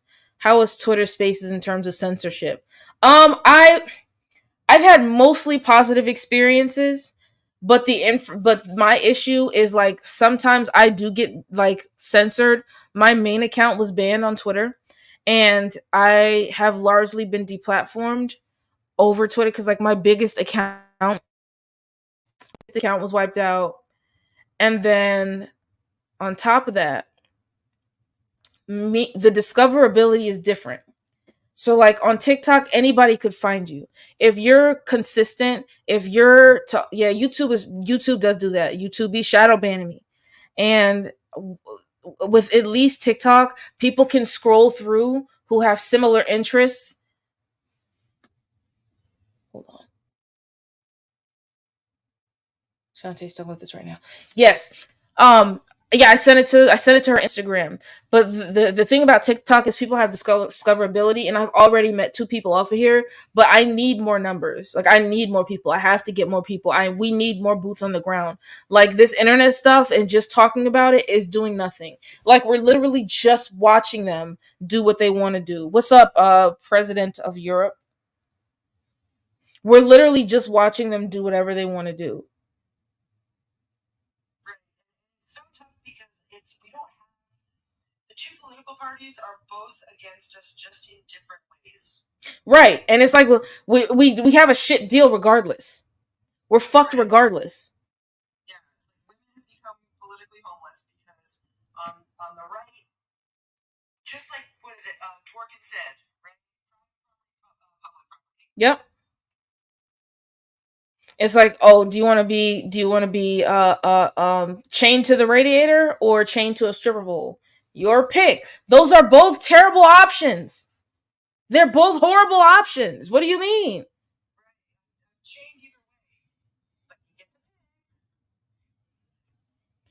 Liz, what would you do? How would you solve this?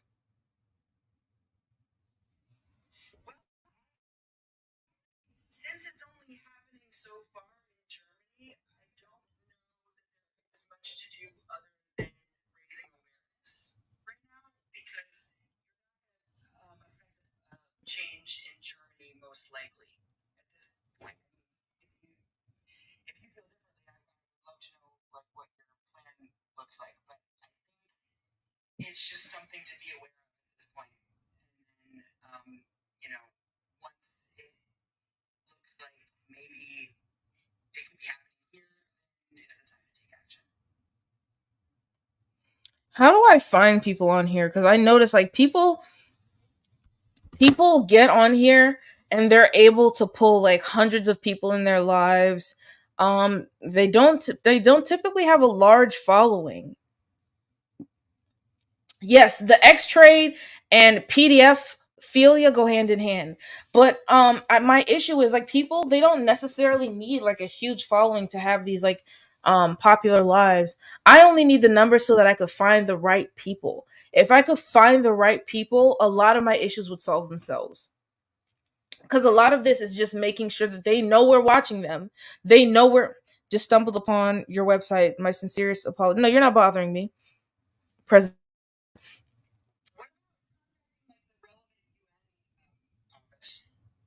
I do that. I do that sometimes. I do write to them. But it's like but it's there's so much more that's needed.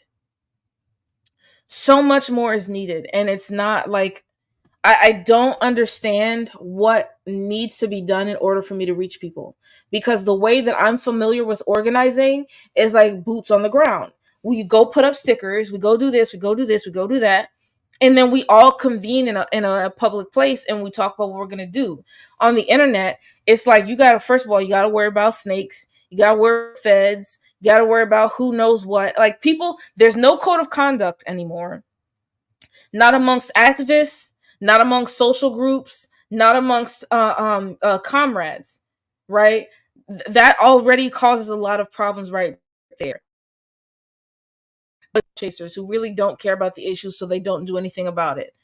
And you got to weed those people out because they want to do is like get their photo op. Um, excuse me. Power tap y'all, please, because we got to get this out to more people somehow. I appreciate the 28 people who've joined us. But yeah, so it's like navigating activism now is an absolute train wreck. It's a train wreck. And I don't really know what we're supposed to do, like how to offset some of these harms. Oh my god, thank you, Lana. And so that's my dilemma because my specialty is in person real world organizing, right? Um like letting them know we exist and that we won't take this lying down. And it's sad that I have to censor myself so strongly or get flagged again. But yeah, that I mean they only understand one language and we all know what that is.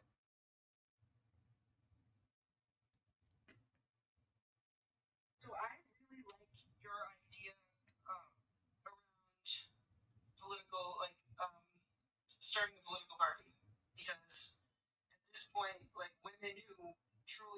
understand the issues and are aware, realize that we do not have a political party, that at least not one that has any degree of influence over policy, that gives a flying F about women. They just care. They don't care in different ways. Absolutely, 100%. And here's my problem, right? Here's what's going on. If we can get the right people to even just be mouthpieces and worry about the stuff online, and then the people who are interested in boots on the ground organizing can do that, then that'll be fine. I'm okay with that format. But having to be specialized in both of those doesn't work for me. And this is why they're having so much success putting back protections for vulnerable groups of people. Where there's no way, it's impossible for us to be this disorganized and counter shit like this. We're not gonna be able to do it. We're never gonna do it. It's never gonna happen. I think it's important to realize what we are truly up against.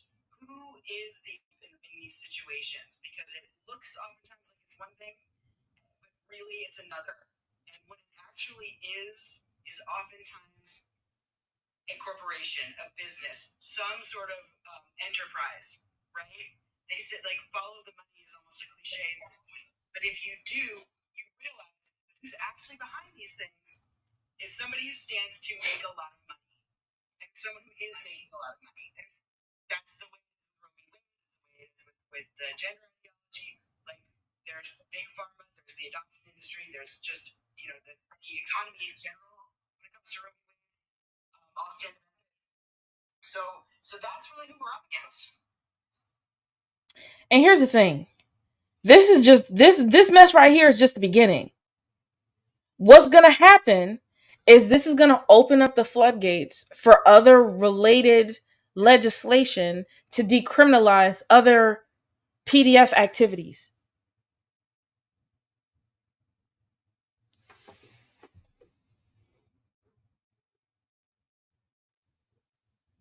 Hold on. Oop. Hold on.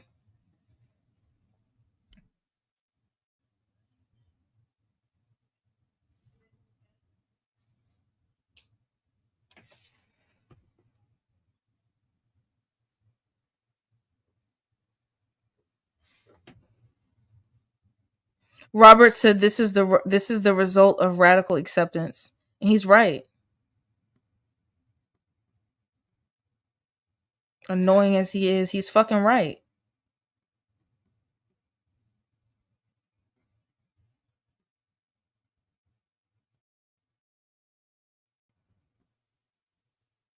Right, Noni. Yeah, I can answer that for some things. For this specific issue with Germany, that I'm less clear on. Hey, Manimo! No, yeah, for real. L Germany, though. Fuck Germany for this. I'm always happy when I see.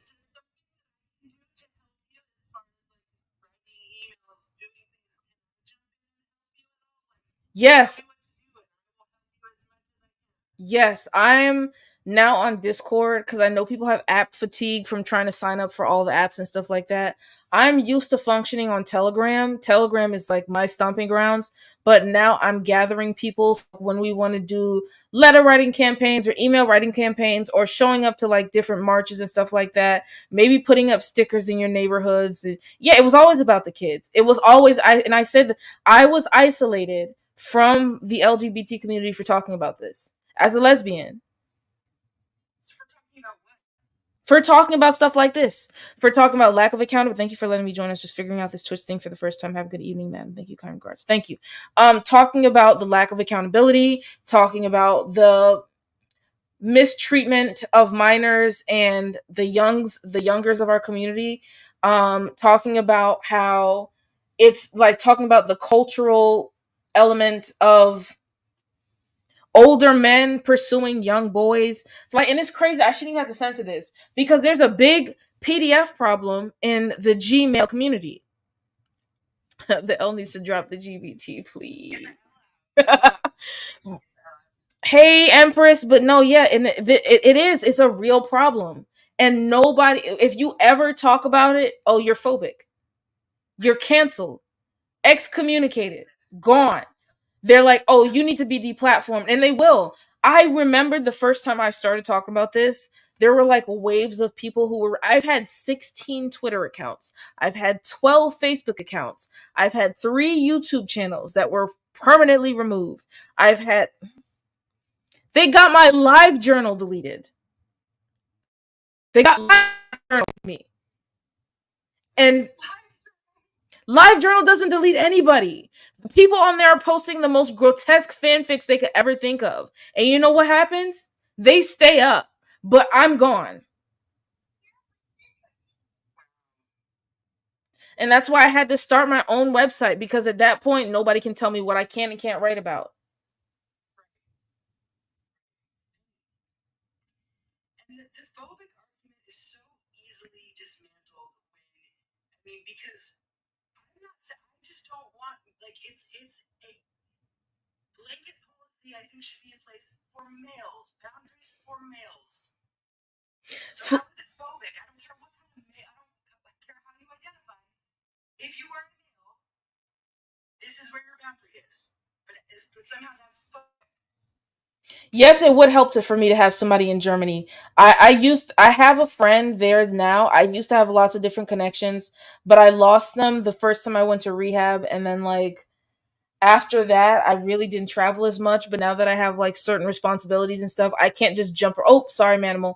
I can't just jump up and go to the UK like I used to. Like I can't just go and fly wherever. And also, this is going to be very important for activists who travel for what they do.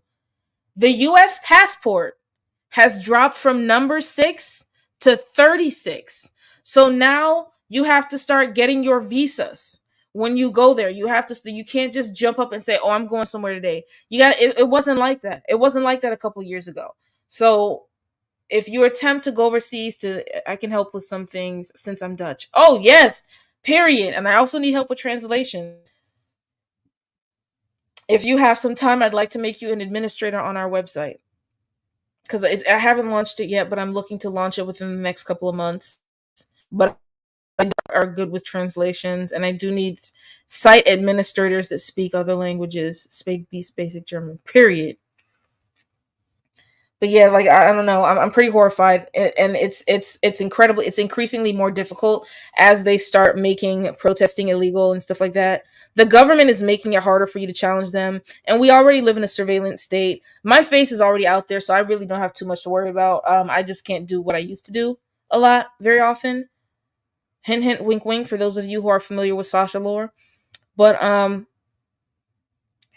these kids, they don't fucking know how to do, because they grew up inside the house looking at an iPad. They don't have a choice. And what is the best way to police thought, right? Is to influence people to self-police thought, right? And that's what's happening. This whole phobic thing is exactly that. You can't say that because that's phobic. You can't think that because it's phobic. No, but they are. They're lowering the age of consent. They're trying to lower the age of consent to 12 in Germany. 12.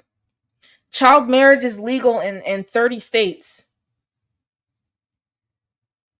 And at what point is it going to be like, you can't object to this 12-year-old marrying the 60-year-old because that would be phobic? That's ageist. Ageist. I fucking hate that argument. I hate that argument. I hate that argument. Now you're being ageist. Yeah, I'm being ageist now. And violence against women, if it's done in a bedroom, Yep. What?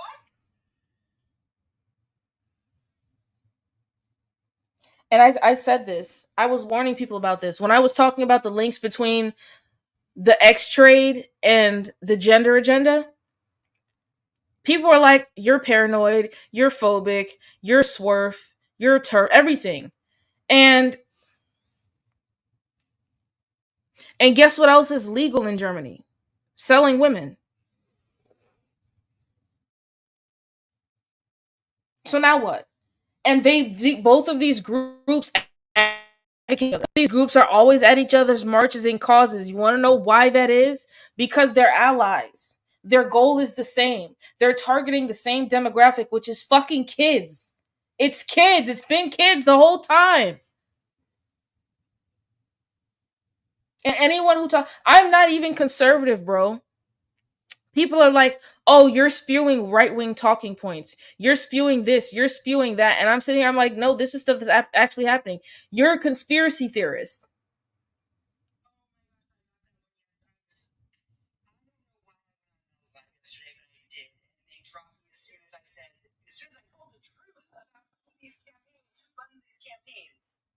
Testeria is so right. Name calling is all they have because that's what no debate gets you. No, for real. And they don't really argue, right? They just group up and shout you down. She does.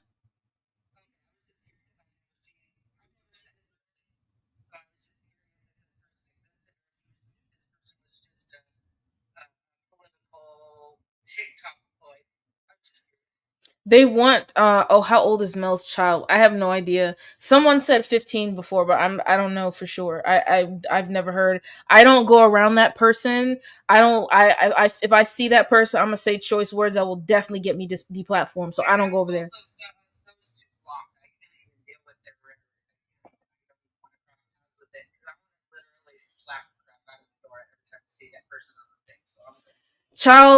It's child sexual abuse material. Salty said if I was her kid, I want to identify out of my reality too. Honestly, same. Same. Imagine having a mother like that. Imagine. The crazy part to me is people are sitting there saying, oh, the things aren't related, but we can always see the correlation between the two. Like, I feel like the entire world is being mass gaslit. I wouldn't be didn't exist, to be honest. No, for real. People who live in Delulu land, honestly. Can I link you with women in Ireland who set up to be yes, please. I will campaign for them. I will fly over there. Soon as I finish doing what I gotta do, I'll fly right there and start campaigning. I will sleep at the bus stop if I have to. It'll be just like 2016, baby, when we were sleeping at the bus stops trying to make the next gig on time. Yes, ma'am. And we couldn't afford those hotels. I will absolutely do it. Hey, Mahogany, what it is? How you been?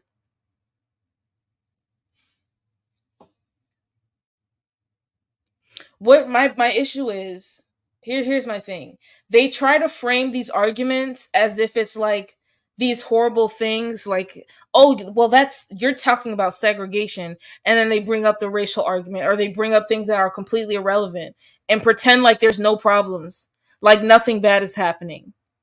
Girl, Mahogany, listen, I had better days in my nightmares. Greece classifies it as a disability, and now Germany lessens the crime status. The world is gonna follow, bro. They're gonna go up to the UN. They're gonna try to legitimize themselves as an orientation. Watch what I say. They're gonna try to legitimize themselves as an orientation, and then the rest of us are gonna be subjected to having to protect ourselves, our younger sisters, our younger children, our nieces and nephews from these demographics. And let me tell you something. I never said this before, and if I go down, y'all know why. It's hella musicians specifically, people involved in the music industry specifically are sponsoring a lot of these traffickings. They're sponsoring a large portion of the X trade. You know how these photographers have so many scenes is because they're being sponsored. Somebody sponsors a scene, and it's wealthy people who pay for it. I remember when I was in the X trade, I was asked to make fake documentation for girls that they knew were underage. They knew these girls were underage, and they asked me to make fake documents so that these girls could send it into these websites. And put these videos up. And the Orange and Black Hub, they knew it was happening and they still allowed it to happen. And let me tell you something. I'm gonna pull up something right now, and I feel like if I start naming names, then I'm gonna get whacked. So y'all make sure y'all follow my backup, because I'm about to say some things. Hold on.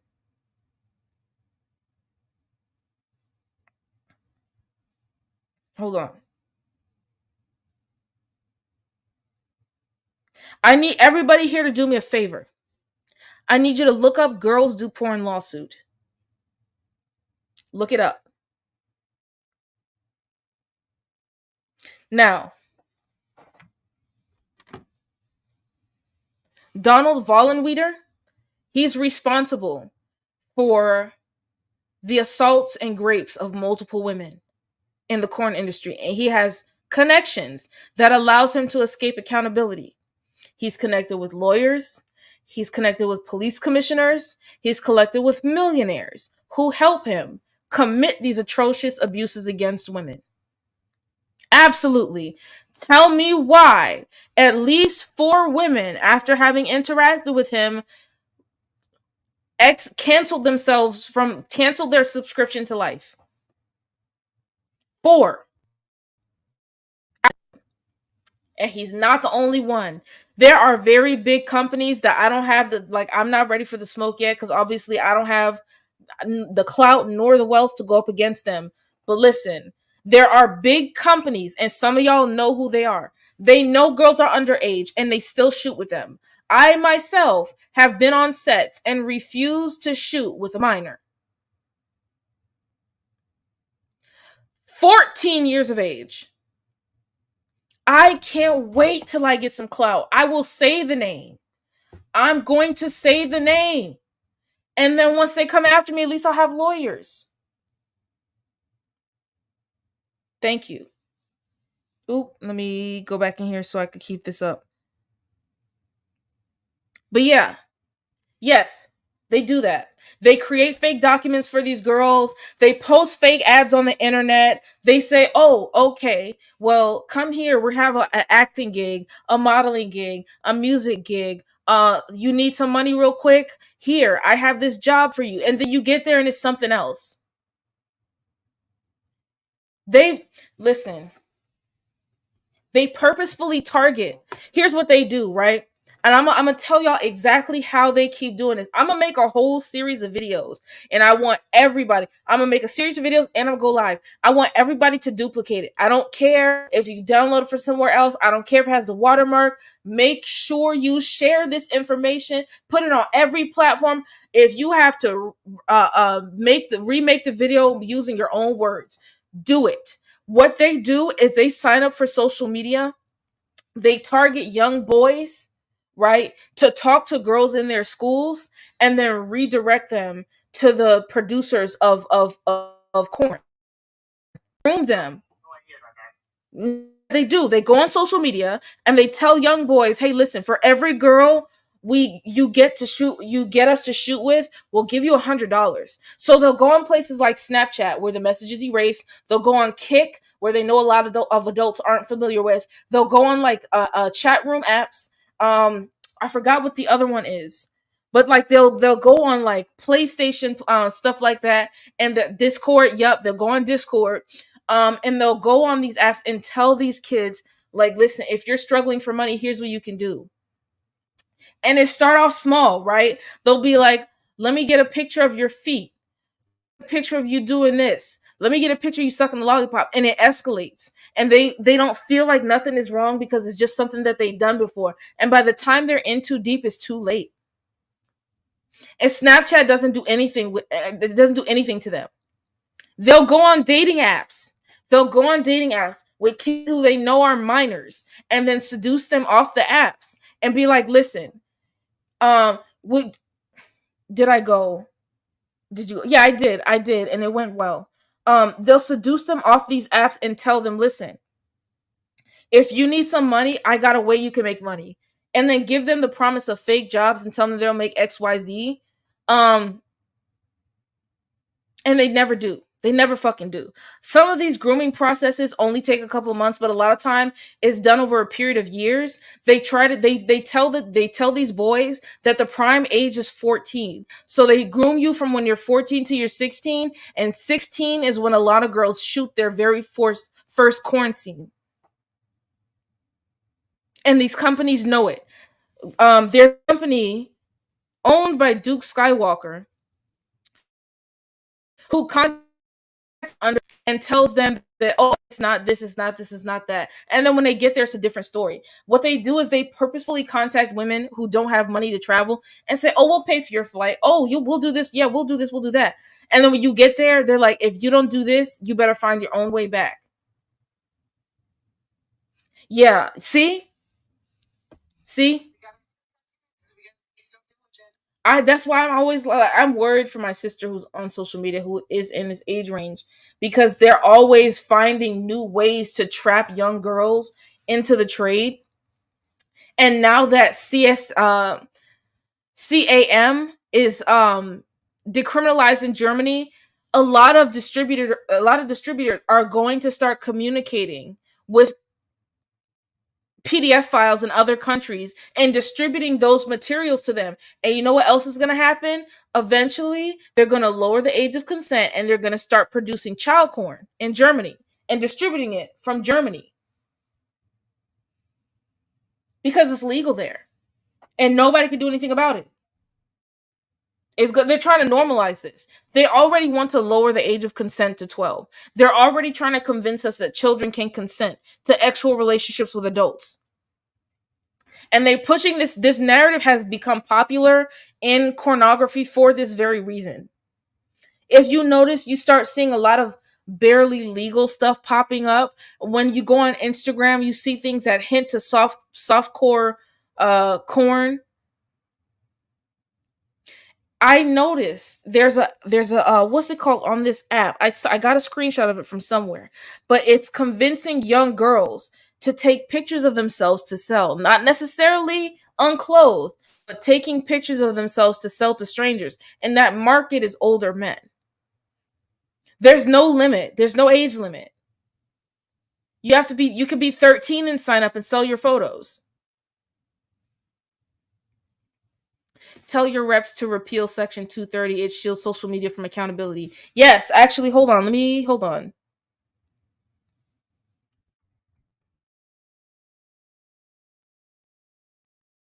I am going to start a campaign against this. I am. I 100% will.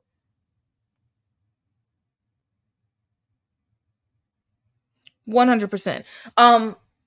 There was something else that I wanted to say that I just forgot. I knew something was up with the show Euphoria. They're normalizing it through culture. They're normalizing it through y'all will be shocked of the people who are connected with this kind of behavior. But I'm telling you, a lot of musicians specifically, a lot of tycoons specifically. There's a business owner, and I hope y'all could find out who it is without me saying the name. There's a business owner whose company is being boycotted right now for saying the wrong thing about the Palestine situation, who has his hands in filming underage girls doing lewd and lascivious acts. TikTok, do your thing. Find the person. I really wish I had more clout. I swear to God. Who was the? Do y'all remember the guy that came in here and he tried to start making excuses, and then he said his cousin owned a company and they don't do that? Who was the guy who came in here last time? He was like, "Oh, my cousin owns a adult company and he doesn't do that."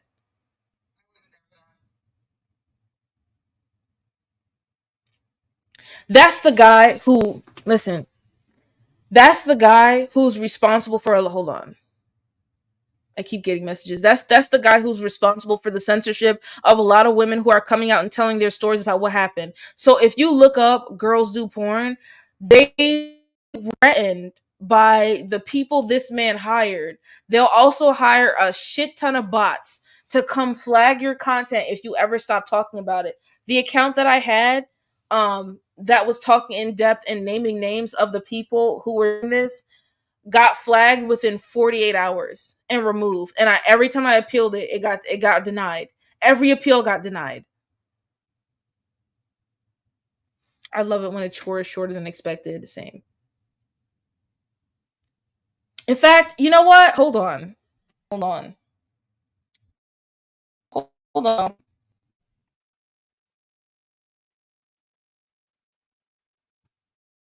I watched women be held at pew pew point and told that if they didn't finish the scene, that they were not going to leave the shoot alive.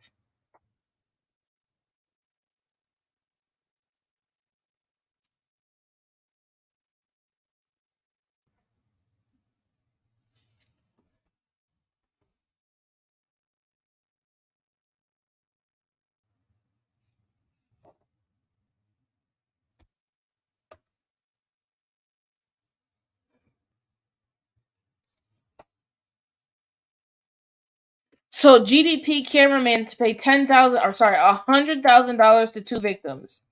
Theodore Yee pleaded guilty to a count of conspiracy to commit X trafficking through his work with the GDP site. A federal judge on Monday ordered the cameraman for GDP, a now defunct San Diego-based corn site embroiled in a years-long case involving multiple charges of X trafficking, to pay more than $100,000 in restitution to two of his victims. Theodore Wilfred Gee shot over 100 videos for GDP and its offshoot, GDT, pleaded guilty in 2021 to one count of conspiracy to commit X trafficking through his work with the operators of the website, Matthew Wolf and Matthew Pratt, to coerce young women to appear in corn videos. In 2022, a federal judge sentenced Gee to 4 years in prison. Only 4 years, by the way, for selling someone. What's up, Tam Tam? Yeah, and it doesn't pay. It never pays. I know a lot of girls who are doing that who don't even have enough money to pay their bills. There's a girl, I'm not going to say her name, but she has she has 800,000 followers on her Instagram, and she asked me for $50 yesterday. She asked me for $50, bro. And I'm like, "Damn, bro." And this is not me like shading her or anything like that, but like, that, do you know how horrifying that is? 800,000 people know your name and you don't got 50 fucking dollars? Cuz it would take a lot for her to ask me for that.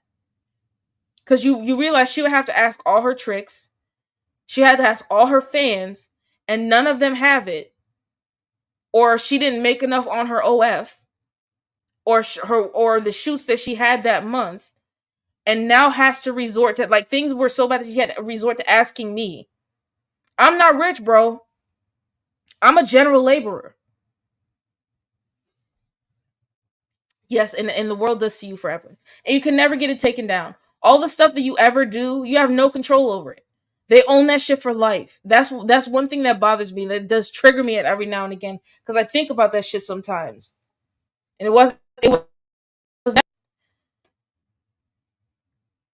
it never is, because people think that they're making all this money and they're fucking not. And the reason why they target minors more often than not is because they can give a minor $50, $60, $100, and they think that that's the money, and that they're gonna make thousands of dollars off of your likeness being displayed in that way. 22 Jane Does, that means 22 women, sued GDP in 2016 on the claim that the company engaged in a bait and switch scheme to get them to agree to shoot pornography after responding to job listings for clothed modeling gigs on Craigslist.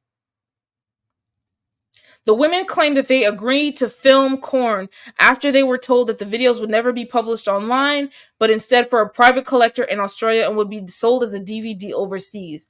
Now, here's what I was talking about last time. You don't have a choice.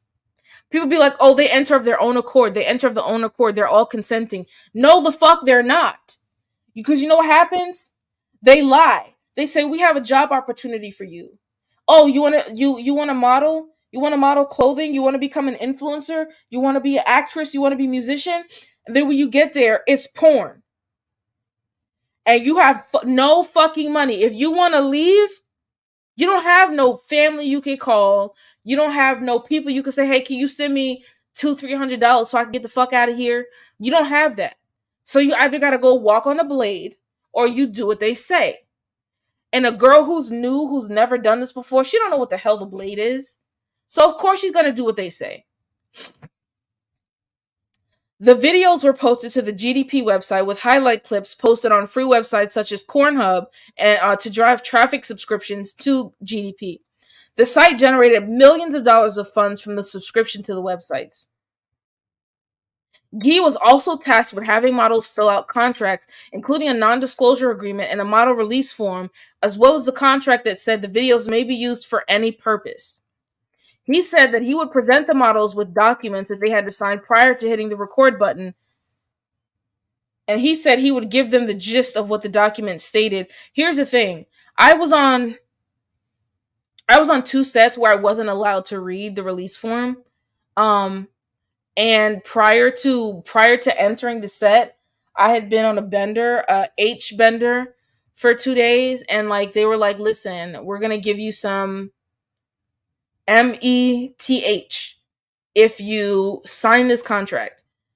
And they were adamant on me not reading it. And I wanted that METH because I had been on a bender for 2 days and I felt like crap. So I signed it. They gave it to me. I didn't even get paid. It was just the substances. That was my payment. And if you know, like for those of you who know, whoever come across it, if you do ever see, you'll notice that my eyes are almost always closed because I'm almost always high. I've almost always been high on set. And if I wasn't, I was trying to get substances to get to that elevated state.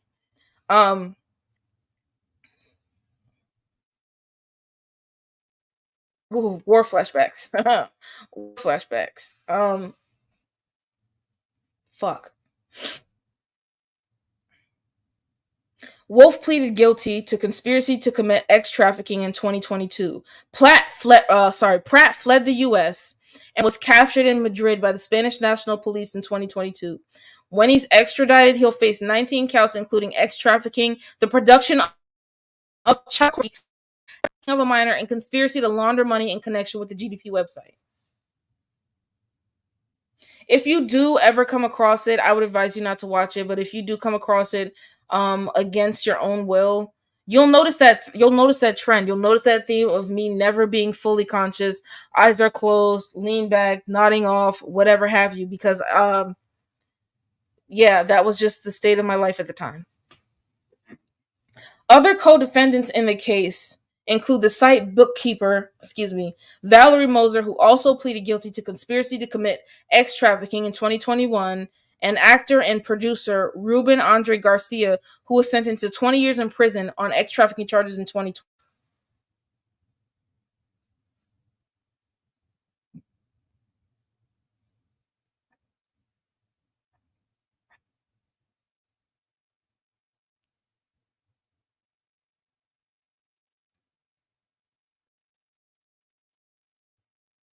If I go back, I'm not even gonna lie. If I could go back in time,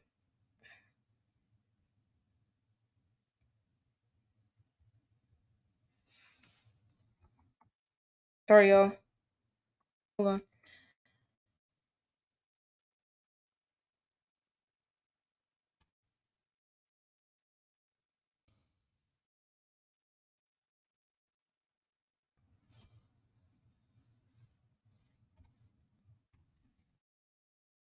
Sorry, we've been dealing with the destruction of humanity, but no, but and here's the thing. We have to be careful for the noble donkeys who participate in harming other women through stuff like that. A lot of children are involved, and that's why they're trying to normalize this kind of stuff with their media. I remember this one girl. She was like 13 years old. I don't remember her name. She was like really big on MySpace at the time, and we were all like following her or whatever. And she was dating this 23-year-old man. No, 20. He was 24. He groomed her at 23, and then when he was 24, he started dating her. And so what happened was he convinced her to start doing KINK content, which I consider to be corn, because it is.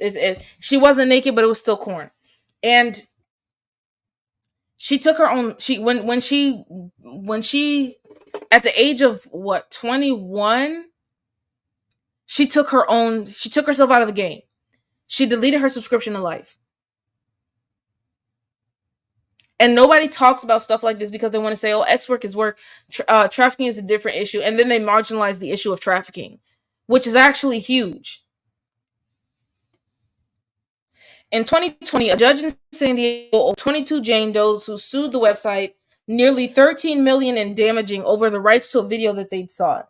A woman who later won $8 million in the attorney's fees and $781,000 in costs, totaling a judgment of $21 million.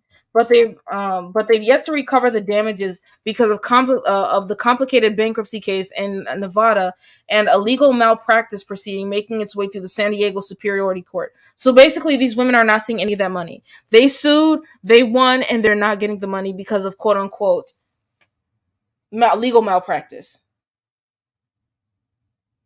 Now, think about it like this. When you enter the X trade, there are certain industries that you can no longer work ever, like in your whole life. You can't work in childcare. You can't work in this is for the U.S. I'm not sure about anywhere else. You can't work in childcare. You can't work in healthcare. And you can't work for the government ever. Once you do that, once you are in the X trade, you can't do that ever. In 2022, attorneys represented a mom corn affiliate website during the civil trial of GDP and reportedly declined to settle with the 22 Jane Does who sued the Empire, and now the Empire is on the hook for $21 million in judgment, a bankruptcy trustee claims legal malpractice suit. Now, hold on.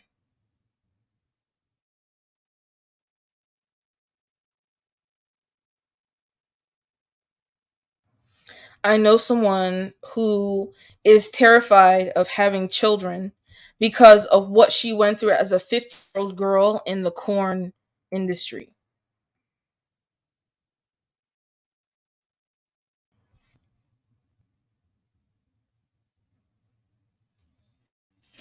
She's never been able to have a successful relationship because of it, and that's horrifying to me. So, I'm going to read something from Victim 1975. I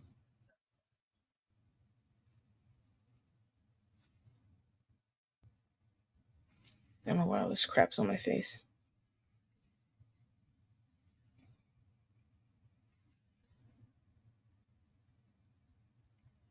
Hi, the title pretty much says it all. I obviously do not want to provide proof to the public that I am who I am for the sake of my own safety and hoping the people who run this page will allow that. I'm a 21-year-old who has come out of the who is one out of the many women who have been lied to, blackmailed, and scammed into exploitation by the company Girls Do Corn.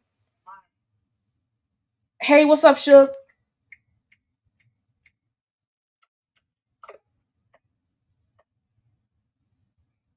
Can you hear us? Shook?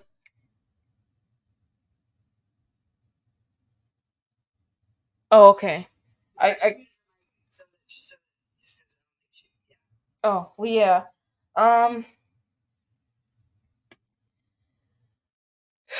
I'm a 21-year-old female who was one out of the many women who have been lied to, blackmailed, and scammed into exploitation by the company Girls Do Corn.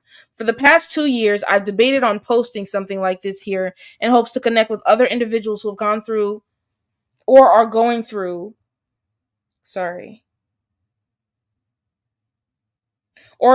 same thing. For a long time, I held back out of fear of being condemned due to lack of proof and the herds of misogynistic humans who believe that anyone open are immediately deemed as that W word. Nothing more, and definitely not someone to be taken seriously. Now that the founders of the company are being brought to justice and possibly being faced with life in prison,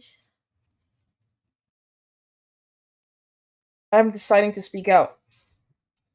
I feel... Oh, shit. What just happened? Okay. I feel, and excuse my language, a fuck ton more confident speaking out about this. I was 18 years old when I was coerced into working for that godforsaken company. 18, a year older from 17, practically a child. My brain was not fully developed, and at 21, it still isn't.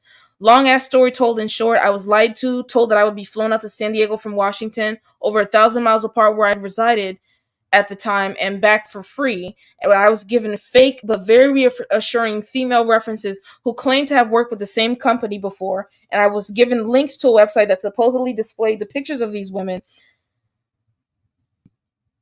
of photo shoots they had before all of the validation and supposed photo shoot. Everything they were attempting to sell out to me seemed all so legit, I figured, so what could be the harm? I arrived there and was picked up by two men and a woman. They drove me to a hotel when I was there, where I was then told I had only one of two options: perform a video shoots with them, or find my own way back home with little to no money and being alone in an unfamiliar state where I knew no one and being surrounded persistently by intimidating men. I felt obligated to oblige. In other words, I was left with no other choice. I was sorry. I was told and reassured more than once that the video I was taping was only going to be sold to private collectors in countries such as India, the Philippines, or Australia. When they had me sign their waiver, something that seemed like a 20-page consent form, I was pushed and rushed to sign without being allowed to read. Without being allowed to read through it because I needed to get started with the real work ASAP.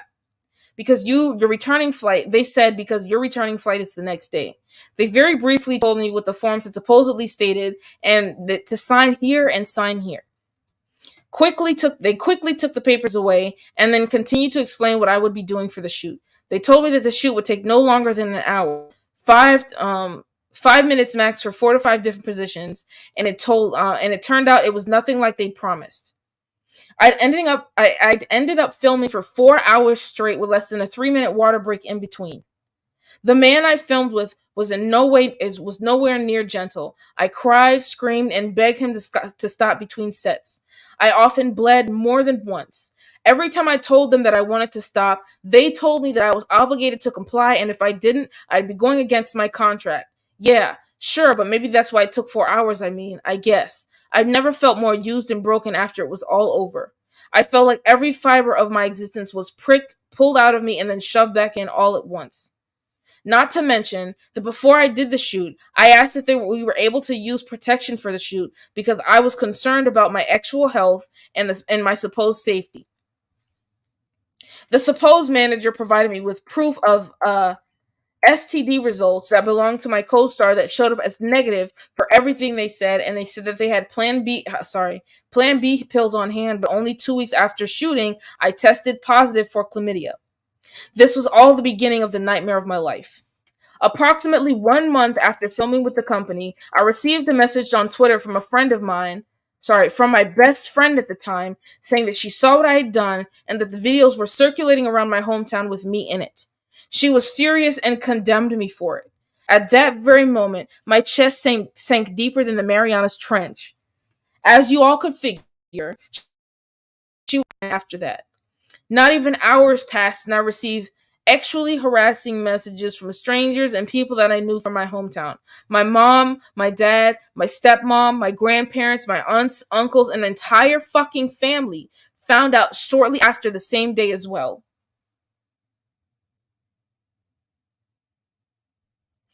Sorry. That was all 3 years ago, and within those 3 years, I've been ousted from my family, my group of friends, my school, and my personal information has been leaked and exposed to anyone on the internet so they could have access to it.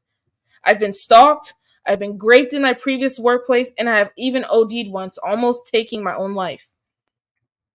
My life today my life today has definitely shed some light, but has definitely sorry. My life today has shed some light, but it will never be the same as it was before everything went downhill. I will forever have these scars. I will forever relive the memories and the flashbacks and the nightmares. I will never get back the life that I'd lost. I will never get back my dignity and the reputation that I had. But at the very least, I will always be a stronger person than I was then. For anyone out there who is a victim or going through something similar, so that's just her reaching out to people. But basically, that's what happens. That's what happens. My story was very similar to hers.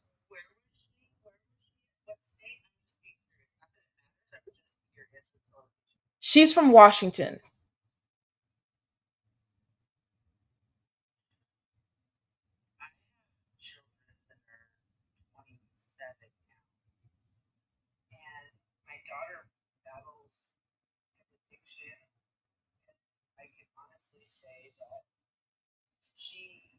to my knowledge, has never been in a situation like that, but she's been in different situations because of her addiction. So life just is so crazy. Sitting here, I literally have tears running down my cheeks. Like it's like almost talking about my own children. It just breaks my freaking heart. And these are the type of women they target. Like there's one company that I'm not going to say the name of, but they purposefully go and they target homeless women so that they could be like, oh well, listen, if you need a place to stay for the night or if you want to make some money real quick, come do this, and then they do this type of shit. They tell you, oh no, oh, absolutely, and like I had issues before being involved in that, but and being involved definitely made it worse. Like my ability to self-regulate was like almost entirely destroyed by that, and I was completely chemically dependent to function on a daily basis. So like they target women who are in these vulnerable positions, so because they know that they'll get they'll get better mileage out of a woman who's traumatized or who's like chemically dependent or who like might be suffering with mental health issues and things like that. And also we will be women like that will be less likely to speak out. So they're like, "Oh, okay, if I could get her, then it's fine." The majority of the women in the X trade have these issues. I don't know any of the people that I've worked with or been around who were sober. I like not one, even to this day, are not sober, and it's hard for me to leave them. I lost my friend Vantasia Johnson. She was London Reigns, and like she was constantly surrounded by people, and nobody dared to help her. I couldn't help her because I was getting sober, and like I feel like if I was able to get my shit together earlier, she may still have had a chance. She would have still been alive because they knew she needed help, and nobody helped her. People refused to help her. People would go around and they would use her for money. They would use her for social media clout, and then when she passed away,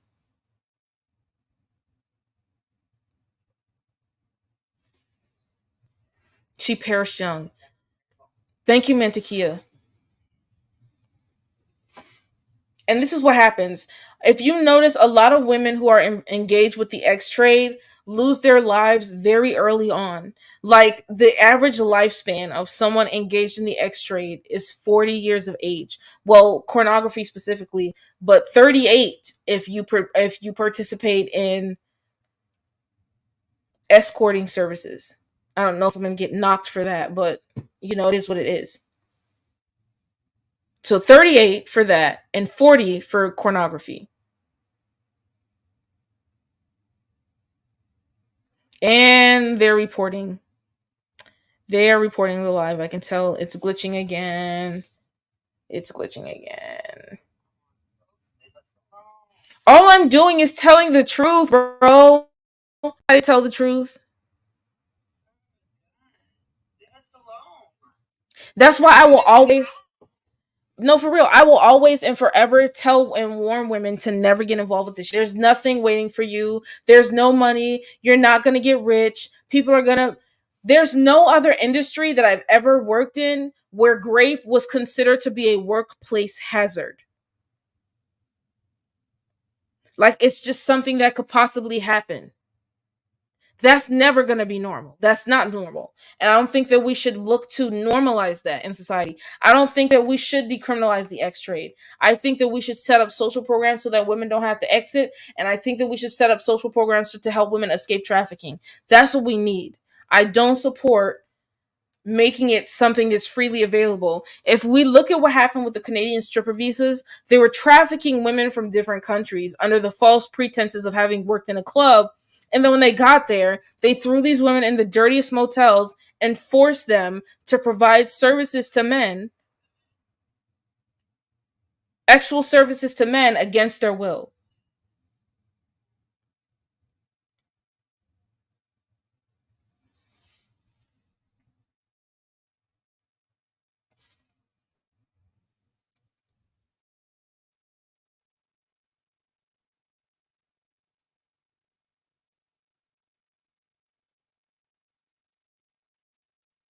Thank you, Dobby.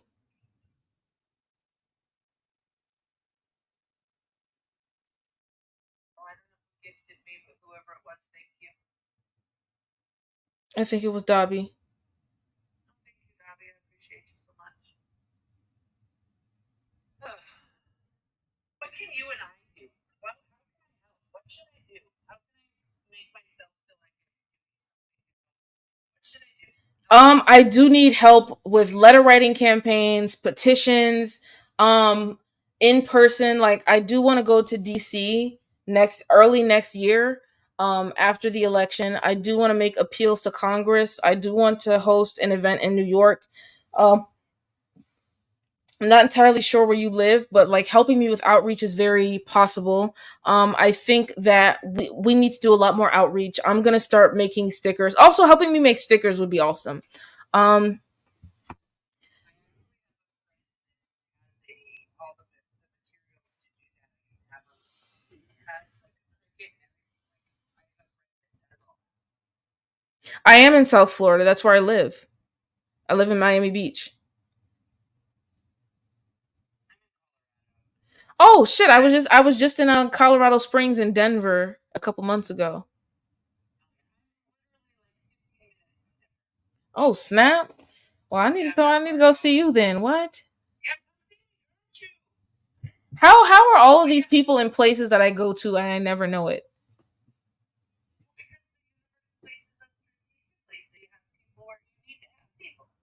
Broward. So okay, Mantequilla, DM me. I'm gonna send you my phone number. We're gonna meet up. Can you meet up this weekend? I'll be back in Denver in 2 months. No, 3 months. I'm sorry, 3 months. Well, just let me know. We'll go do something. August 15th. Hey, Karina.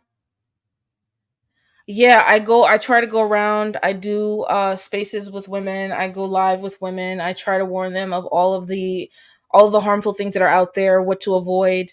Um I really wish I really wish the message was easier to get out there. I'm not going to lie.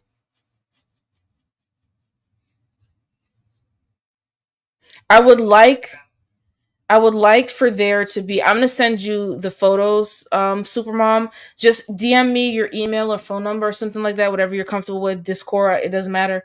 I will send you the images.